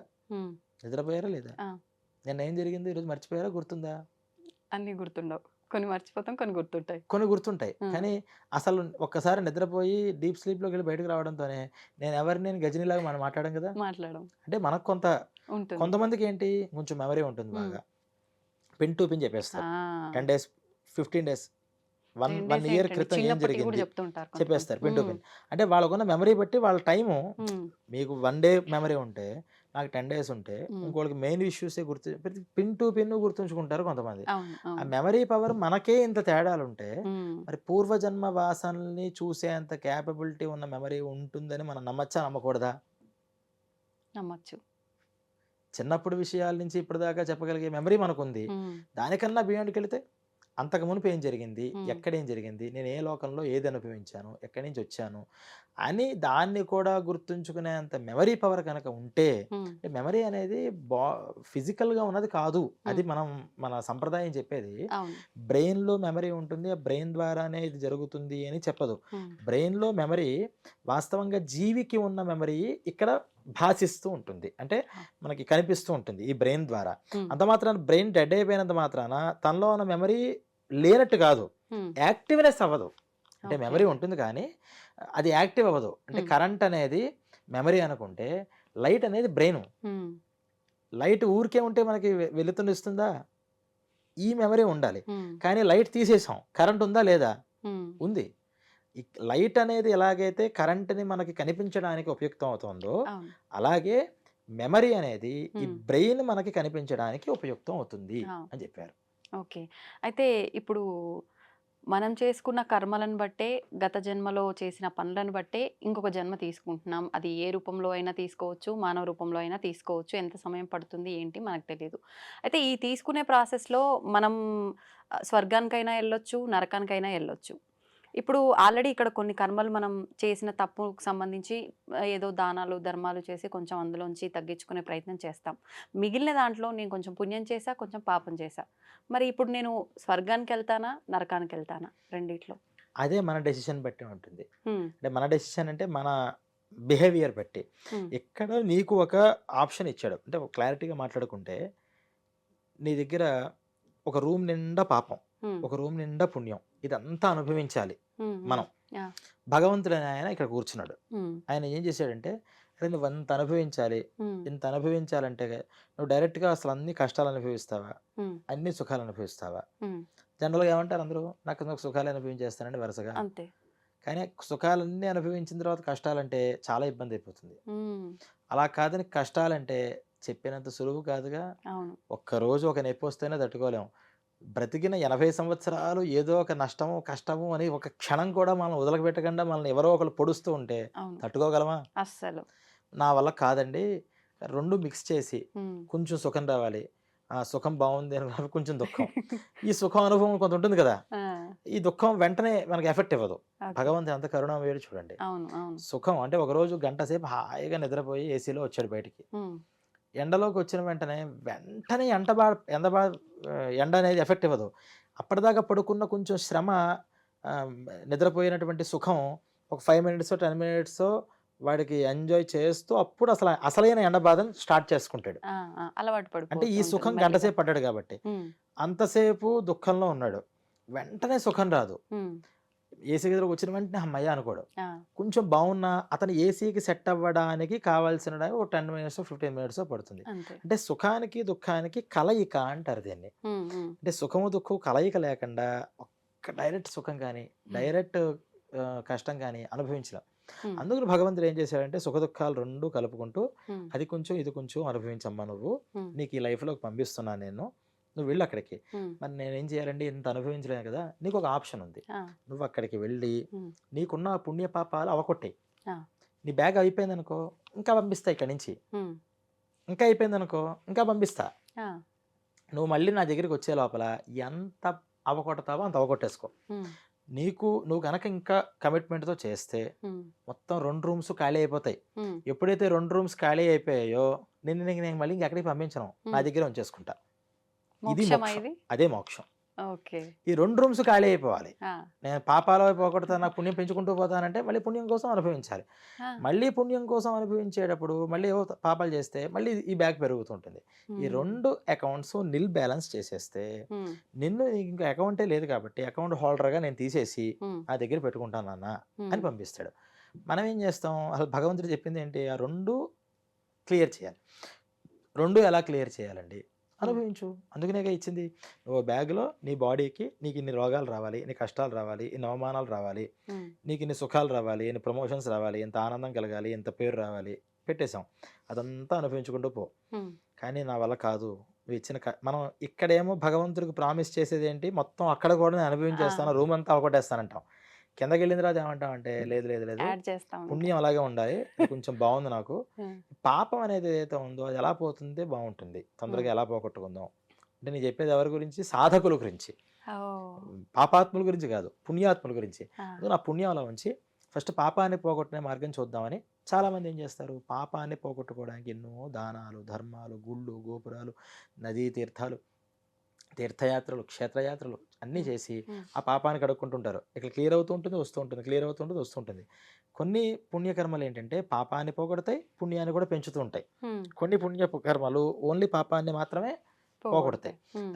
అలాంటివి చేయడం వల్ల అటు పుణ్యం కూడా పెరుగుతుంటుంది. చక్కగా అంతా అనుభవించాడు. హ్మ్. ఈ జన్మంతా ఏమైంది? ఈ పాపాన్ని కడగటంలో కడుక్కోవడంలోనే సరిపోయింది. ఆ! అప్పుడు నెక్స్ట్ జన్మ ఏం చేస్తాడంటే, "అరేయ్! నువ్వు చాలా శ్రమ పడ్డావురా. హ్మ్. అదేమో అకౌంట్ బాగా పెరిగిపోయింది. ఇది బాగా తగ్గిపోయింది. హ్మ్. లెవెల్ అవ్వాలి కదా!" ఉండాల్సిందే లెవెల్. భగవంతుడేంటంటే లెవెల్ అది. నువ్వు హ్మ్. 2 సమానంగా అనుభవించు. ఆ! 2 నిల్‌గా సమానంగా అయితే మొత్తం అవగొట్టేసేయి. లేదా లెవెల్ పెడుతూ ఉండు. హ్మ్. అందుకని నీకు నెక్స్ట్ జన్మ ఏం చేస్తానంటే, కొంచెం ఎక్కువ పాపాలు అనుభవించే జన్మొద్దు. పుణ్య జన్మ ఇస్తాను నీకు. అంటే ఎక్కువ ఎప్పుడు సంతోషంగా, ఇప్పుడు సుఖం. కుటుంబంలో సఖ్యత మనం అలా చూస్తుంటాంగా. హ్యాపీగా ఉంటారు. అసలు వాళ్ళు ఏమి చేయరు. అవును. కాలు మీద కాలేసి కూర్చుంటారు. అన్నీ వ్యసనాలే. హ్మ్. హ్మ్. కానీ చాలా ఆనందంగా ఉంటారు. ఆ పక్కనే వాడు ఏమనుకుంటాడంటే, నేను ఇన్ని పుణ్యాలు చేస్తున్నాను, నా జీవితం ఇలా అయిపోయింది. వాడు చూస్తే ఒక పాపక అన్ని పాపకరంలే, అవును. వాడేంటి ఇంత ఆనందంగా ఉన్నాడు అని ఉమ్. కానీ వాడు వచ్చింది దేనికోసం? పుణ్యం అది అనుభవించడం అనుభవించడానికే కోసమే. వచ్చాడు. ఉమ్. మనం వాడితో పోలిక పెట్టుకోకూడదు. ఉమ్. వాడితో పోలిక పెడితే మనం ఇక్కడ నష్టపడతాం. అవును. ఇలా అనుభవిస్తాడట. వీడేం చేస్తాడు, ఈ పాపం పుణ్యం ఇప్పుడు అనుభవించు, ఇక ఈ ఆ, పుణ్యం అనుభవించు అనే దగ్గర ఉమ్. వాడు మర్చిపోయేది ఏంటంటే, పుణ్యం ఒక్కటే అనుభవిస్తే పర్వాలా, ఈ అనుభవించే తరుణంలో మళ్ళీ కొన్ని పాపాలు ఆ, వేసుకుంటాడు. నేను ఇదే అడగాలనుకున్నా. మళ్ళీ కొన్ని పాపాలు వేసుకుంటాడు. ఈ పాపాలు అంటే పుణ్యం అనుభవించడం, పాపం వేసుకోవడం అంటే ఏంటి అని అంటే, ఉమ్. మంచి భార్యనిచ్చాడు, ఆ. చక్కగా భార్యతో ఆనందంగా ఉండు, పిల్లల్నిచ్చారు, పిల్లలతో ఆనందంగా ఉండు, ఉమ్. ఇది పుణ్యం. కానీ మంచి భార్యను ఎప్పుడైతే ఇచ్చాడో, వీడు ఏం చేస్తాడంటే, ఆ భార్య కాకుండా వేరే స్త్రీలు అనేటటువంటి ఇల్లీగల్ అఫైర్ స్టార్ట్ చేస్తాడు. ఆ. ఇది ఏమవుతుంది? పాపం. కానీ పుణ్యాన్ని అనుభవిస్తున్నాడా లేదా? అక్కడ ఆ. సుఖాన్ని అనుభవిస్తున్నాడు. ఉమ్. ఉమ్. పుణ్యం అవుతోంది, కానీ పాపం కూడా పెరుగుతోంది. పెరుగుతోంది. పిల్లలు, ఉమ్. ఆ పిల్లలేమో పాపం ప్రేమగా వీడితో ఉంటూ ఉంటే, అస్తమాని ఈ పిల్లలు ఏమో తలకాయ నొప్పిగా ఉన్నా వాళ్ళు ఉమ్. విసుక్కుంటూ ఉంటాడు, అవును. వాళ్ళని కొడుతూ ఉంటాడు, వాళ్ళని దూరం పెడుతూ ఉంటాడు. ఉమ్. దూరం పెట్టడం వల్ల నా పిల్లల్ని పెట్టాను, వాళ్ళు దెబ్బకి అంటే కొంతమంది శాడిస్టులు ఉంటారు. అవును. ఈ శాడిస్టులకు ఆనందపడతారు. వాళ్ళు ఉమ్. పక్క వాళ్ళని బాధ పెడితే వాళ్ళకి కలిగే ఆనందమే. అవును. ఈ ఆనందం దేనివల్ల వస్తుంది? ఈ ఉమ్. పుణ్యం వల్ల వస్తుంది. ఆ. వాడు అది అనుభవించడానికి వచ్చాడు, ఉమ్. చక్కగా అనుభవిస్తున్నాడు, ఉమ్. ఆనందపడుతున్నాడు, కానీ పక్కవాడు బాధపడుతున్నాడు కదా, ఇదంతా మళ్ళీ పాపం కింద పెరుగుతుంది. ఉమ్. ఇదంతా కంప్లీట్ చేసి జన్మ అయిపోయింది, మళ్ళీ పైకి వెళితే అకౌంట్ రివర్స్ అయిపోయింది. ఉమ్. పాపం ఏమో అంత పెరిగింది, పుణ్యం ఏమో తగ్గిపోయింది. ఉమ్. ఇదేంటంటే అంటే, అరే నీకేం చెప్పానురా నేను, ఆ ఉమ్. పుణ్యం అనుభవించుకోరా నైనా, దాన్ని తర్వాత నీకు లెవెల్లో ఇస్తానంటే నువ్వు వెళ్ళి మొత్తం దాన్ని జీరో చేసేసుకున్నావు, దీన్నేమో 100% చేసావు, ఇప్పుడు ఈ రూమ్ అంతా నిండింది, ఉమ్. నీకు మళ్ళీ పుణ్యజన్మ కాదు, మళ్ళీ పాపిష్ట జన్మిస్తాను, మళ్ళీ వెళ్ళి అంటాడు. ఉమ్. ఇంకా అన్ని దరిద్రాలే, వాడు ఏం ముట్టుకుంటే భస్మం అయిపోతుంటుంది. ఇక అన్ని పిల్లలు అందరూ రాళ్ళతో కొడతారు, కొట్టి చంపేస్తారు. ఉమ్. నడి రోడ్డు మీద కుక్క చావు అంటాం కదా, ఈ కుక్కల్లాగా పుట్టి లారీ గుద్ది గుద్ది గుద్ది దాని మీద వెళ్ళి పేస్ట్ అయిపోయి ఎముకలతో సహా, అది పేస్ట్ చివరి దాకా కూడా, ప్రాణం పోయేదాకా కూడా ఆ నొప్పిని అనుభవిస్తూనే ఉంటాడు. ఘోరమైన చావు. ఘోరమైన చావు అనమాట. ఉమ్. ఇవన్నీ దీని మీద వస్తాయి. ఇదంతా వెళ్ళిన తర్వాత మళ్ళీ క్లియర్ చేసుకుని ఇంతే, ఉమ్. ఇంకా అది పెరుగుతుంది. అదే అదేదో సినిమాలో చూపించినట్టుగా ఇలా నొక్కుతుంటే ఒక శవం లేస్తూ ఉంటుంది, మళ్ళీ పడుతూ ఉంటుంది, ఇంత అనమాట. ఇక్కడ Okay. కూర్చుని కూర్చుని కూర్చుని ఏం చేయాలో తెలియదు. ఉమ్. కానీ భగవంతుడు చెప్పిన దానికోసం వాళ్ళని ఇక్కడికి కాదు. ఇక్కడికి వచ్చిన తర్వాత పుణ్యపాపాలను రెండు కూడా చెప్పమన్నాడు, ఉమ్. బాగుంది. వాటిని మనం సక్రమంగా పెట్టుకోవాలి. సక్రమంగా పెట్టుకోవాలంటే ఏంటి? ఫస్ట్ మనకి ఒకళ్ళు ప్రీచ్ చేసేవాళ్ళు కావాలి, టీచ్ చేసేవాళ్ళు కావాలి, సరిగ్గా నియామకం చేసేవాళ్ళు కావాలి. ఉమ్. అందువల్ల మనం ఒక గురువుని ఆశ్రయించాలి అని, ఒక గురువుని ఆశ్రయించాలట. ఉమ్. కనిపించిన ప్రతి ఒక్కళ్ళని ఏం చెప్తే వెళ్ళిపోతామంటే 100 మార్గాలు ఉన్నాయి, అన్నీ కరెక్టే, మనం దేంట్లోనే వెళ్ళాం. ఉమ్. ఒక గురువుని ఆశ్రయించాలి. చావు అంటే చచ్చిపో, ఆ. బ్రతుకు అంటే బ్రతుకు, ఉమ్. కూర్చో అంటే కూర్చో, నుంచో అంటే నుంచో, అంతా ఆయనకి ఇచ్చేసాం. ఆ. ఆ పుణ్య పాపాలు ఎవరి మీద వస్తాయి? ఆయనకే వస్తాయి. మనల్ని ఒకవేళ రాంగ్ వేలో లీడ్ చేస్తే తీసుకెళ్తే, ఆ. ఆ పాపం మనకు లేదు. ఎందుకంటే ఆయన మీద నమ్మకంతో ఆయన చెప్పాడని చేశాను, అవును. నాకేం దాంట్లో ఎటువంటి స్వార్థము లేదు. ఉమ్. అప్పుడు ఏమవుతుంది? ఆ పుణ్య పాపాలన్నీ ఆయన మీద పడతాయి, మన మీద ఉమ్. పడవు. ఉమ్. అందువల్ల ఆయన్ని, ఒక గురువు అనేటువంటి ఆయన పట్టుకుని, "ఓ, నువ్వు ఇలా వెళ్ళరా, నువ్వు ఇలా చెయ్యి, ఇలా చెయ్యి" అంటే ఆ ప్రకారం మనం అడుగులు వేసుకుంటూ వెళ్ళిపోతే ఉమ్. కొంత జ్ఞానం, అంటే కొన్ని కొన్ని ప్రాక్టికల్స్ మనం చేయగా మనకు ఒక మైండ్ సెట్ వస్తుంది. ఉమ్. ఓ, ఇన్ని పుణ్యపాపాలు ఉన్నాయి, ఇక్కడ నేను అనుభవించాలి, సరే పుణ్యం ఎలాగో అనుభవిస్తాం. ఈ పుణ్యాన్ని పోగొట్టుకోవాలంటే ఎలాగా అంటే, ఈ పుణ్యకర్మ అంతా నాది కాదు అనుకుంటే చాలు. ఆహా. ఎంత సింపుల్ తెలుసా మీకు? ఉమ్. పుణ్యం కానీ పాపం కానీ నాది కాదు, ఉమ్. చాలా సింపుల్ ఇది. ఎలా? ఇదే, ఉమ్. ఈ పుణ్యం పాపం నాది నాది. అంటే, నేను కష్టపడితే ఉమ్. ఇది వచ్చింది, నేను ఎంతో కష్టపడ్డాను కాబట్టి ఇది జరిగిందని అనుకుంటున్నాను కదా ప్రతి అవును, దగ్గర. అవును, అవును. ఇది నాది కాదురా నాయన, అసలు నాదేం లేదు, ఉమ్. జస్ట్ అలా జరిగింది అంతే, బై యాక్షన్ ఇవన్నీ వెళ్ళిపోయాయి. ఆ. అసలు నేను అనుభవించేవాడిని కాదు, నేను చేసేవాడిని కాదు, దీని మీద నాకు అసలు ఎటువంటి అటాచ్మెంట్ లేదు, ఆ. నేను అన్నిటినిచ్చి నేను విముక్తి. దూరంగా ఉన్నవాడిని ఉమ్. అని వాడు ఫీల్ అవ్వగలిగితే, ఉమ్. ఆ ఒక్క క్షణం దాన్నే జ్ఞానం అంటారు. అది ఒక్కసారి రావడంతో ఏమవుతుందంటే, ఈ అటాచ్మెంట్ తెగిపోతుంది, ఉమ్. సన్న దారం అది. అది తెగిపోయిన వెంటనే ఇప్పుడు ఆ రూమ్స్ ఏమైపోయాయి? ఉన్నాయి అక్కడే, ఉన్నాయి. కానీ ఇతనికి సంబంధం లేదు. ఉమ్. టక్మని తీసుకున్నాడు, భగవంతుడు ఆయన దగ్గర పెట్టేసుకున్నాడు. ఓకే. మీకు అర్థమైందా? ఆ. ఆ. ఆ రూమ్స్కి, పుణ్యపాపాలు అనేటువంటి 2 రూమ్స్కి ఉన్నాయి. ఉమ్. ఈ జీవుడికి సంబంధం ఎక్కడుంది? ఆ. ఇది నాది అని అనుకోవడంలో ఇది మమకారం అంటారు, అవును, అవును. ఇది నేను అనుభవిస్తున్నాను ఉమ్. అహంకారం అంటారు. అహంకార మమకార రూపంగా ఆ థ్రెడ్స్తో కట్టాడు ఇలాగ ఆయన. నువ్వు ఈ థ్రెడ్స్ని వదిలేసి ఎంత అనుభవిద్దామన్నా అది బావిలో నీళ్ళలాగా ఊరుతూనే ఉంటుంది. అవును. ఈ 2 థ్రెడ్స్‌ని గమనించి ఓహో! ఇక్కడుందా సీక్రెటు. వీటిని కట్ చేసేద్దాం అని ఎవరైతే వీటిని కట్ చేస్తారో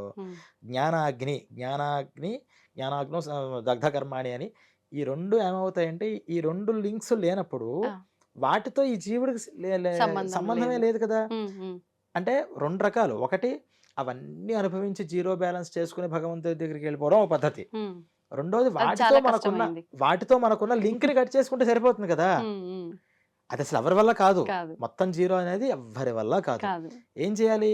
దానికి ఆ పుణ్య పాపాలకి మనకి ఉన్నటువంటి లింక్‌ని కట్ చేసేసుకుంటే ఎప్పుడైతే లింక్ లేదో నాకు ఎంత అకౌంట్ ఉందో నాకు దాంట్లో పుణ్యం ఉన్నా పాపం ఉన్నా అంతా నాకు సంబంధం లేదు. నేను వదిలేసా. ఎవరిది అది? అంతా భగవంతుడిది. ఆయన అకౌంట్లో పడిపోయింది. ఆయన ఏం చేస్తాడంటే నాకు ఇవన్నీ ఎక్కడ పడతాయిరా నాయన, ఇవన్నీ భస్మం అంటాడు. ఇలా రావడం కోసం ఈ మానవ జన్మ పంపించారు. మరి అలా వెళ్ళాలి అంటే మనకు తెలియాల్సింది ఏంటి? ఫస్ట్ అసలు పుణ్యం అంటే ఏంటి, పాపం అంటే ఏంటి, చేస్తే ఎలా ఉంటుంది, నెక్స్ట్ జన్మ అంటే ఇక్కడికే. ఈ రోజు నేను ఆనందంగా ఉన్నా, ఎవరినో కొట్టేశా, మోసం చేశా, దొంగతనం చేశా, అబద్ధం ఆడేశా, నేను ఈరోజు బిందాస్గా హాయిగా ఉన్నానా లేదా అని అనుకుంటే పాపం. అరే ఇప్పుడు చేసేసాను బాగానే ఉంది, ఈ రోజు కాకపోతే 10 రోజుల తర్వాత అయినా వాడికి నేను తెలుస్తాను, తర్వాత నేను వాడికి మొహం చూపించుకోగలనా. ఇది కొన్ని రోజులు, కొన్ని సంవత్సరాల క్రితం మైండ్ సెట్ ఇలా ఉండేది మనకి. ఇప్పుడు ఏమంటాం, ఏంటి చూస్తే ఏంటి, చూడకపోతే ఏంటి వాడి నా మొహం, నేను ఎందుకు చూపించుకుంటా అంటాం. ఇవన్నీ ఇక్కడిక్కడ ఆలోచిస్తున్నాం. కానీ వన్స్ మనకి ఫైనల్ కాల్ వస్తుంది, వచ్చిన రోజు వీడు మర్చిపోతాడు నేను వీడిని అవమానం చేశానని, కానీ వాడు గుర్తుంచుకుంటాడు. అరే అంత మంచి మనిషి నీకు అంత మంచి సహకారం చేస్తే వాడికి వెన్నుపోటు పొడిచావు కదా అని ఆయన ఈయన మర్చిపోతాడు. నేను నిజంగా వెన్నుపోటు పొడిచినప్పుడు మర్చిపోతాడు. ఆయన గుర్తుంచుకుని దానికి తగిన శిక్షలు నాకు ఇస్తాడు. కాబట్టి నేను ఇప్పటి నుంచి జాగ్రత్తగా ఉండాలి. నమ్మక ద్రోహాలు చేయకూడదు, అబద్ధాలు ఆడకూడదు అని ఎవరికి వాడు లోపల చెప్పుకోగలగాలి. అంటే ఏం కావాలి, ఏం జరుగుతుంది అనేది ఖచ్చితంగా తెలియాలి. చాలా మందికి తెలియదు, తెలుసుకునే జ్ఞానం ఉండాలి. లేదు అసలు మీకు ఈ రోజుల్లో చాలా మందికి ఏది జరిగితే ఏంటని కూడా తెలియదు. ఆ మధ్యన అపరిచితుడు సినిమా వచ్చిన తర్వాత ఈ కుంభీపాకం, రౌరవం అని కొన్ని పేర్లు తెలిసి కురుమి భోజనం అనే దానికి ఇదంటారన్నమాట అదంటారన్నమాట అని ఆ సినిమా తీయడం వల్ల కూడా కొంత ఉపయోగమైంది. అంటే అసలు కనీసం నరకం, ఇప్పుడు గరుడ పురాణం అని మనం చెప్తే ఈ ప్రేక్షకులు ఎందుకు వింటారు అంటే అపరిచితుడు సినిమాకి దగ్గరగా ఉందా లేదా అని వింటున్నారంటే కారణం అపరిచితుడేగా, సినిమాగా. కాబట్టి సినిమా వల్ల కూడా కొంత ప్రయోజనం ఉంది. కానీ అసలు బేసిక్ మనం ఎంత చర్చించుకుంటున్న కారణం ఏంటంటే ఈ మైండ్ సెట్తో మనం ఈ నెక్స్ట్ ఎపిసోడ్స్లో మనం గరుడ పురాణం వింటే మనకు తెలిసేది వేరు. ఇదేం చెప్పకుండా పలానా శిక్షట, ఆ శిక్ష ఎలా ఉంటుంది, వేయిస్తారట ఇంకోటి కామెడీగా చూడడం వచ్చేసింది మనకి. శిక్షణ కూడా ఏం జరుగుతుందో భయపడం మనం ఇప్పుడు. ఎందుకంటే మనం భయపడడం కోసం హర్రర్ సినిమాలు చూస్తాం. మనకు భయపడడం కూడా ఆనందం, భయంకరం. అసలు ఇంకా సరే పూర్వం మమ్మీ చూస్తే అప్పట్లో భయపడేవాళ్ళు. మమ్మీ కాదు దానికి ఇంకో తాతయ్య ముత్తాత అన్నీ వచ్చాయి. ఎన్ని వచ్చినా సరే భయపడే రోజుల్లో డబ్బులు ఇచ్చి సరదాగా ఇంకా ఎక్కువ ఎవరు భయపడతారని భయపడడం కోసం సినిమాలకు వెళ్ళే రోజుల్లో ఉన్నాం. ఇప్పుడు ఈ నరకాల గురించి చెప్తే ఎవరైనా భయపడతావా? లేదు. సినిమాలు అంటారేంటి, హారర్ హౌసెస్ అని చెప్పి, హారర్ హౌసెస్ దాంట్లో అంటే ఇంకా సాహసం పూర్వం సాహసం ఇప్పుడు భయానకం. అది దాని పేరు. పైకి వెళ్ళి పై నుంచి కింద పడిపోతూ ఉండడం అంటే రకరకాల భయపడడమే వ్యసనంగా మారిపోయింది ఈ రోజుల్లో. ఇప్పుడు గరుడ పురాణం ఎవరైనా భయపడుతుందా అంటే గరుడ పురాణం భయపెట్టడం కోసం కాదు. భయపెడితే ఎన్ని రోజులు కంట్రోల్ ఉంటాడు, ఎలా కళ్ళు కప్పుడుదామా అని చూస్తుంటాడు. అంతే, అలవాటైపోతుంది. వాళ్ళు రియలైజేషన్ రావాలి అంటే ఇప్పుడు దాకా ఈ ఉపాధిఘాతం అంతా మనం మాట్లాడుకున్నాం కదా, ఈ మైండ్ సెట్ తో కరెక్ట్ గా ఆలోచిస్తే నిజమే కదా. ఇప్పుడు మనకు వచ్చింది వైరాగ్యం. అందుకనే వైరాగ్యం అనే దాంతోనే ధర్మం అనేది పూర్తిగా నిలబడుతుంది. భక్తి కూడా వైరాగ్యం వల్ల నిలబడుతుంది. ధర్మం కానీ భక్తి కానీ ఏదైనా మనకు రావాలంటే వైరాగ్యం. ఏంటి వైరాగ్యం అంటే ఇదే. అసలు నీకేంట్రా, నువ్వు ఏ పని మీద వచ్చావు, నువ్వు చేయాల్సింది ఏంటి, ఏం చేస్తున్నావు అని ఒక్కసారి మనం ఆలోచించుకుంటే ఆటోమేటిక్గా మనం ఏం చేయాలి అని మనకు ఒక ప్రశ్న పుడుతుంది. అందువల్ల ఈ రోజు మనం ఇవన్నీ కూడా చెప్పుకోవడం జరిగింది. అయితే కొన్నిసార్లు ఈ పాపం పుణ్యం మూటగట్టుకునే ప్రాసెస్లో మనం ఎక్కువగా వింటూ ఉంటాము, మొన్న వాళ్ళని ఇబ్బంది పెట్టాడు, మామూలుగా ఇబ్బంది పెట్టాడు, ఇప్పుడు అనుభవిస్తున్నాడు అని అంటుంటారు. అయితే నిజంగా వాళ్ళని ఇబ్బంది పెట్టినందుకే ఇది అనుభవిస్తున్నాడు అనుకుంటే, ఈ పాపం ఇక్కడితో క్లోజ్ అయిపోతుందా? ఇది ఇంకా మళ్ళా కొంచెం కొనసాగి అక్కడ మనం బ్యాగ్‌లో దాచిపెట్టుకోవడం లాంటిది ఉంటుందంటారా? అంటే ఇది ఎలా ఉంటుందంటే, కొన్ని పాపాలు ఆల్రెడీ మనం ఏవైతే అకౌంట్ మీద వచ్చామో అవి మనం అనుభవిస్తూ ఉంటాం. హ్మ్. ఈ లోపల మళ్ళీ మనం కొన్ని ఎక్స్‌ట్రా పాపాలని వేసుకుంటూ ఉంటాం. హ్మ్. ఆ పాపాలు ఏమవుతాయంటే, మన పుణ్యకర్మ గనక కొంచెం మంచిగా ఉంటే, హ్మ్. పుణ్యకర్మ ఎక్కువ ఉన్నవాడే పాపాన్ని ఇన్‌స్టాంట్‌గా అనుభవించేస్తాడు. ఆహా! పుణ్యకర్మ అస్సలు లేనివాడు హ్మ్. పాపాన్ని ఈ జన్మలో అనుభవించడు. హ్మ్. బాగా గుర్తుంచుకోండి. ఓకే. ఓకే. ఒకడికి వాడు లేస్తే తెల్లారి చేసేదన్నీ పాపాలే. కానీ ఎంత హాయిగా ఉన్నాడండి. ఏయ్! కొన్ని రోజులైన తర్వాతనే అనుభవిస్తాడంటాం. వాడు అనుభవించడు. ఆ! 80 సంవత్సరాలు వచ్చేదాకా బ్రతుకుతాడు. పాపీ చిరాయు. అంతే. 80 దాటిపోతుంది. హ్మ్. పిల్లలతో ఇంకా ఆనందంగా ఉంటాడు. హ్మ్. ఫస్ట్‌లో 30 ఇయర్స్‌లో అన్నాం ఈ మాట. ఎన్ని రోజుల్లో కొన్ని రోజులు తర్వాత వాడి వాడి పాపం ఉంటుంది. పండుతుంది. చుక్కలు ఇంక పండదా? కనిపిస్తాయి. 80 ఏళ్ళు వచ్చినా పండదా ఇంకది? అది ఎప్పటికి పండదు. ఆయన పండిపోయాడు. ఆయన పండిపోయాడు గానీ, ఈ పాపం మాత్రం పండట్లా. ఆ! ఏంటి దీనికి కారణం అంటే, వాడికి పుణ్యం అనేది కూడా లేదు. నిజంగా పుణ్యం అనేది కనుక ఉంటే, ఆ పుణ్యం ఏం చేస్తుందంటే, అరే! పాపం పెంచుతున్నావు, హ్మ్. ఖచ్చితంగా అనుభవించు దీన్ని. ఆ! వెంటనే ఏమవుతుంది చెప్పండి మీరు ప్రాక్టికల్‌గా ఆలోచించండి. హ్మ్. ఆ పుణ్యం ఒక్కసారి పాపాన్ని అనుభవించడానికి తీసుకొచ్చింది. ఒక వయస్సులో ఉన్నప్పుడు పిల్లలకి ఏదో ఘోరమైన ఒక రోగం వచ్చింది. హ్మ్. ఎంతటి వాడైనా ఆ ఊపు తగ్గుతాడా లేదా? ఒక్కసారి "అరే! ఖచ్చితంగా. ఏదో తగిలింది, నా పిల్లలకు ఆ! తగిలింది" అని ఇలా పిల్లల అయిందే. కోసమైనా ఒక స్పీడ్ బ్రేకర్ పడుతుంది. అవును. ఆ పుణ్యం ఏం చేస్తుందంటే స్పీడ్ బ్రేకర్‌లా ఉపయోగపడుతుంది. ఆ పాపాన్ని కంట్రోల్ చేస్తుంది. హ్మ్. వాడికి పొరపాటున ఆ పుణ్యం అకౌంట్ అసలు లేదా? లేదు. లేకపోతే కొంచెమే ఉందా? హ్మ్. నీ ఇష్టం ఇంకా కానీ, హ్మ్. ఇంకా వేసే 10 మందిని. ఇంకా 10 మంది దగ్గర కబ్జాలు చేసేయి. ఈ కబ్జాలు కూడా దీంట్లో ఉన్నాయి. హుహు. మొత్తం నువ్వు ఇతరులవన్నీ ఆక్రమించేసేయి ఆ! అని ఇంకా ప్రేరణ చేస్తూ ఉంటుందట. వెంటనే వీడికి హద్దు లేదు, అదుపు లేదు. ఇంక చేసుకుంటూ పోతూనే ఉంటాడు. హ్మ్. అందువల్ల ఈ పుణ్యకర్మలు ఎప్పుడైతే ఉన్నాయో, అప్పటికప్పుడు మనం కలుపుకున్నటువంటి తెలియజేసిన పాపాలు వెంటనే ఇన్‌స్టాంట్‌గా అనుభవంలోకి వస్తాయి. హ్మ్. అందుకనే దీనికి ఇంకోటి చెప్తారు. అంటే ఆహ్, అన్యాయోపార్జితం విత్తం దశ వర్షాణి తిష్టతి. హ్మ్. అన్యాయం చేసి, అక్రమాలు చేసి, అబద్ధాలు ఆడేసి, బాగా డబ్బులు మనం సంపాదించాలి, సంపాదించాలని రాత్రికి రాత్రే ఇప్పుడంతా ఫాస్ట్ మనీ కదా! అవును. అవును. మనం ఎథిక్స్ అక్కల్లా, అంతే. మనకు స్టాండర్డ్స్ అక్కర్లేదు, కమిట్మెంట్స్ అంతకన్నా అక్కర్లేదు. అవును. ఫాస్ట్ మనీ నువ్వు ఎంత ఫాస్ట్‌గా ఇస్తున్నావు నీతో నాకేంటసలు? హ్మ్. పూర్వం ఒక దగ్గర ఉద్యోగానికి చేరితే, అమ్మో! మనం జీవితాంతం ఇక్కడేరా మనకి నిజాయితీగా. ఆయనే హ్మ్. దేవుడు. ఆ రోజులవి. అవును. ఇప్పుడు అవును. నువ్వు కాకపోతే ఇంకోడు గంటలో ఇంకోడు ఇప్పుడే అపాయింట్‌మెంట్ రెడీగా ఇస్తాం. ఉంటది. అంతే. ఇంకోడు 10,000 ఎక్కువ ఇస్తానంటే గుడ్ బై అంటాడు. అంతే. 10 సంవత్సరాలు చేయనివ్వండి. హ్మ్. ఉద్యోగస్తులు ఎలా ఉన్నారు?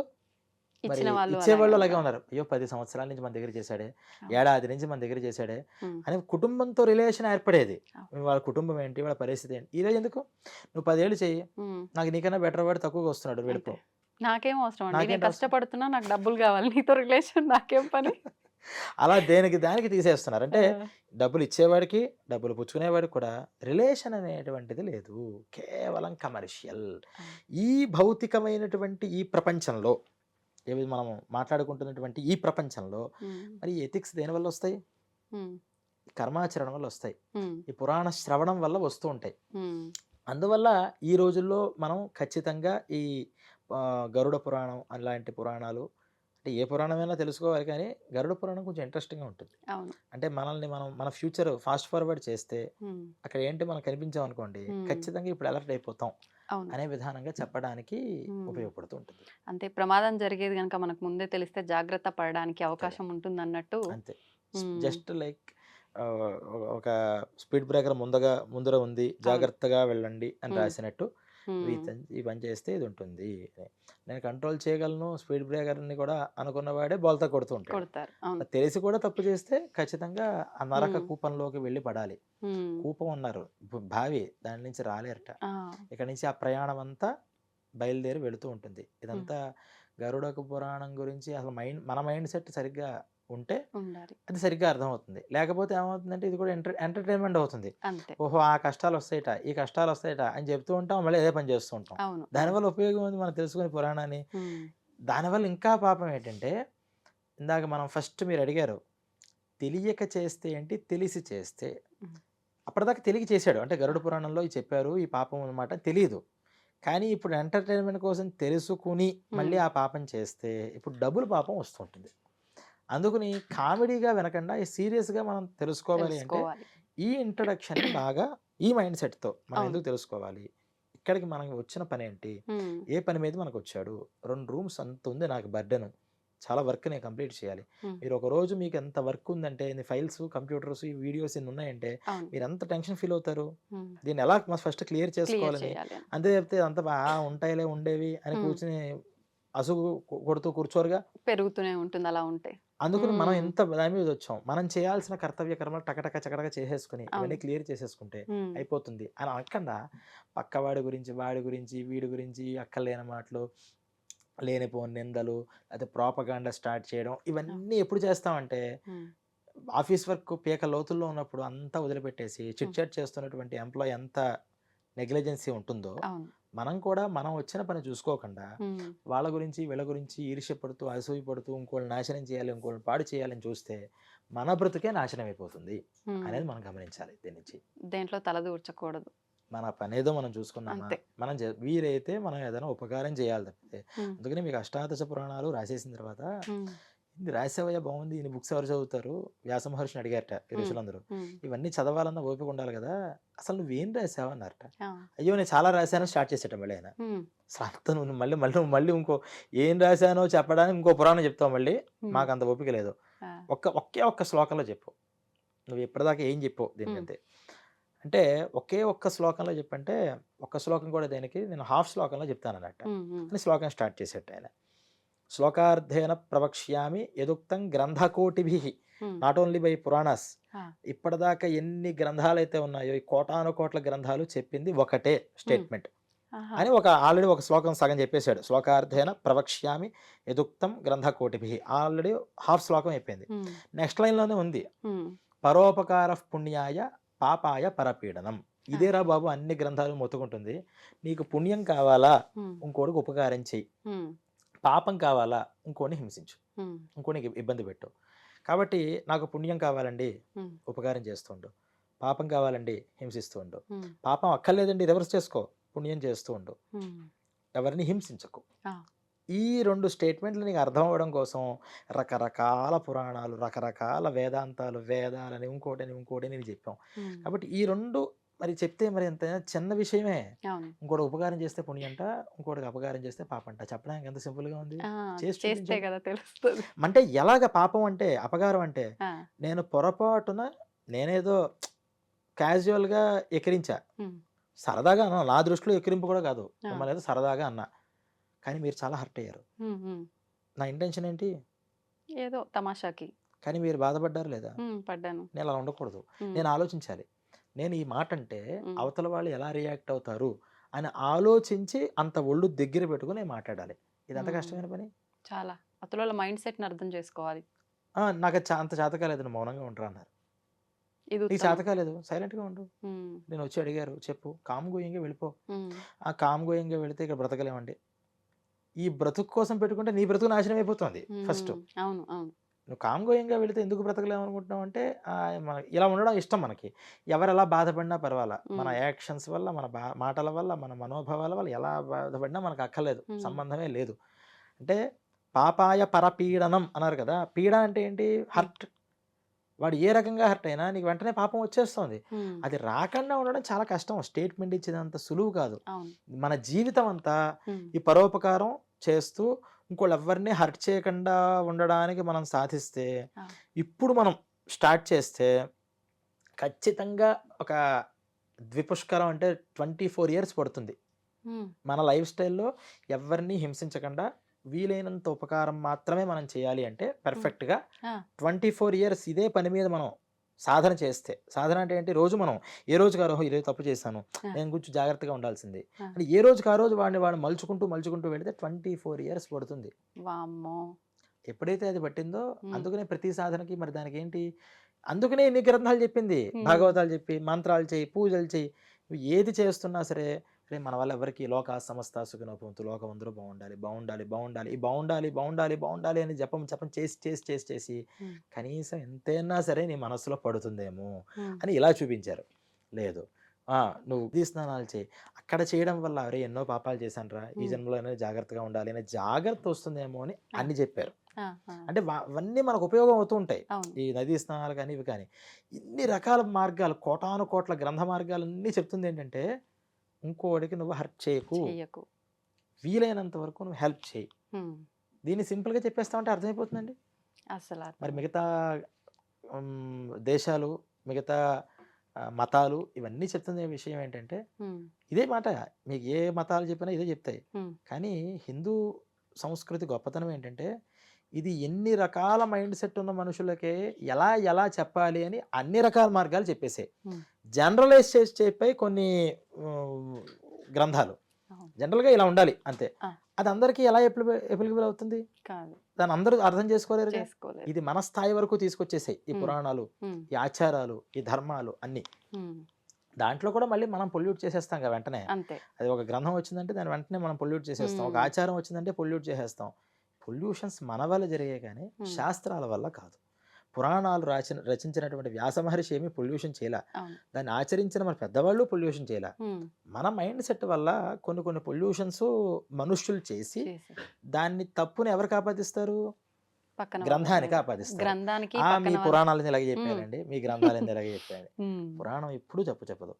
పొల్యూషన్ చేసింది మనం. ఉమ్. ఆ పొల్యూషన్ లేకుండా కనుక మనం కరెక్ట్గా దాన్ని చూస్తే ఉమ్. దీనికి మించినటువంటి మార్గం కొత్త మీరు ప్రపంచం మొత్తం మీద ఎంతమంది కోట్ల మంది ఉంటారో ఏ మైండ్ సెట్ వాడికి ఈ సాధన దీంట్లో ఎలా వర్కౌట్ అవుతుంది అంటే ప్రతి దానికి సమాధానం మన స్క్రిప్చర్స్లో ఉన్నాయి. ఈ మైండ్ సెట్ ఉంది వీడికి కాబట్టి వీడి భక్తి మార్గంలో అయితే కనెక్ట్ అవుతాడు, ఉమ్. యోగ మార్గంలో కనెక్ట్ అవుతాడు, ధ్యానంతో కనెక్ట్ అవుతాడు, సేవ ఉమ్. వీడి సేవతో అవుతాడు, కర్మ ద్వారా అవుతాడు ఆ. అని మొత్తం అంతా కూడా ఒక జనరలైజ్ చేసేసి ఈ కేటగిరీస్ ఇవి, ఏ మనిషి అయినా సరే ఏదో ఒక కేటగిరీకి చెందుతాడు అని. ఉమ్. ఆ కేటగిరీలో కూడా మళ్ళీ మీ ఎబిలిటీస్ వేరు, నా ఎబిలిటీస్ వేరు. అవును, అవును, మీరు రోజంతా పూజలు చేయలేరు కూర్చుని. అవును. నాకు గంటలోనే పూజ కావాలి, నాకు ఫలితం కావాలంటారు. అంతే. దానికి ఎలా ఇవ్వాలి? నేను రోజంతా కూర్చుని చేస్తానండి, నేనేం చేయాలంటాను నేను. ఉమ్. ఇలా రకరకాల వాళ్ళకి మళ్ళీ దాంట్లో మరి ఎంత చెప్పండి.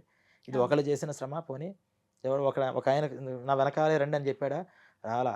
కొన్ని కోట్ల మంది మహర్షులు. మరి ఎంతమంది మహర్షులు కూడా ఒక అసత్యం గురించి పోరాడేవాళ్ళు ఎవరైనా ఉంటారండి? నిజంగా పోరాడారు అనుకోండి, మరి వాళ్ళలో వాళ్ళకి ఎన్నో భేదాభిప్రాయాలు ఉండద్దా? భేదాభిప్రాయాలు లేవు, భిన్నాభిప్రాయాలు ఉన్నాయి. ఉన్నాయి. భేదాభిప్రాయం ఏ మహర్షి మధ్యలో లేదు, లేదు. భిన్నాభిప్రాయం ఉంది. ఒక ఆయన దీన్ని చూసి ఇదంతా లైట్ బాగుంది, స్క్వేర్ షేప్లో ఉంది అన్నాడు. ఇంకో ఆయన ఇది చూసి ఇది వైట్ కలర్లో ఉంది బాగుంది అన్నాడు. ఇంకో ఆయన బిగ్గా పెద్దగా ఉంది బాగుంది అన్నాడు. అంటే ముగ్గురు అభిప్రాయాలు మంచి కరెక్టే, పాజిటివ్. కానీ ఒక ఆయన అభిప్రాయం కాంతి మీద పడింది, ఒక ఆయనదేమో ఆకారం మీద పడింది, పరిణామం మీద పడింది. భేదాభిప్రాయం అంటే ఏంటి? నేను లైట్ అంటాను, పక్క ఆయనేమో ఫ్యాన్ అంటాడు. అవును. ఈ భేదాభిప్రాయం అనేది మన మహర్షుల మధ్యలో లేదు. లేదు. భిన్నాభిప్రాయానికి భేదాభిప్రాయానికి తేడా తెలియక మన వాళ్ళు ఏం చెప్తారంటే ఒక మహర్షి ఏమో చేయమని చెప్తాడండి, ఇంకో ఆయన చేయొద్దంటాడు. మీ మహర్షులకి ముందర మీ పురాణాలన్నీ క్లారిటీ లేదంటారు. అది అర్థం చేసుకోవడం కూడా మనకి చేత అవ్వాలి. మన గ్రంథాలు ఊరికే చదివేస్తే అర్థం కావు. ఈవెన్ మన గ్రంథం చదవడానికి కూడా ఒక ఎలిజిబిలిటీ అనేది ఉండాలి. నిజంగా ఇదంతా వినడానికి కూడా చాలా, ఇందాక నేను అన్నట్టు బుర్ర పెట్టాల్సిందే. కొంచెం కాన్సన్ట్రేషన్ గా వింటేనే ఈ విషయాలు అర్థమవుతాయి. అవును. మనం ఊరికే సరదాగా వింటే అర్థమయ్యే విషయం కాదు ఇది. కాదు. కానీ ప్రస్తుత పరిస్థితుల్లో ప్రతి ఒక్కరికి అవసరమైన ఒక మాటలు ఇవన్నీ కూడా నిజంగా మీరు చెప్పే విధానం కూడా ఇప్పుడు మన పెద్దవాళ్ళు ఎలా చెప్పుకుంటూ వచ్చారో ఒక్కొక్కరి మైండ్ సెట్కు ఒక్కొక్కరికి అర్థమయ్యేలా మీరు చెప్పే విధానం కూడా అంతే బాగుంది. నిజంగా మీరు ఇందాక అన్నట్టు అది ముందు మనం తెలుసుకోవాలి అని అంటే అసలు ఏంటి అనేది ఇది తెలుసుకుంటేనే అది అర్థమవుతుంది అని నిజంగా ఒక అవగాహన అనేది వస్తుంది ఈ వీడియో కనుక చూస్తే. సంతోషం అండి, నిజంగా నాకైతే చాలా హ్యాపీగా ఉంది. స్టార్టింగ్లో భయం అనిపించింది నాకు, ముందు శిక్షలు ఇది అనగానే లేదు నిజంగా తెలుసుకోవాల్సిందే అనే ఒక అవగాహన నాకు వచ్చింది. చూద్దాం దీన్ని మన ప్రేక్షకులు కూడా ఎంతవరకు ఆదరిస్తారో, ఎంతవరకు తీసుకెళ్లాలని కోరుకుందాం. ధన్యవాదాలండి.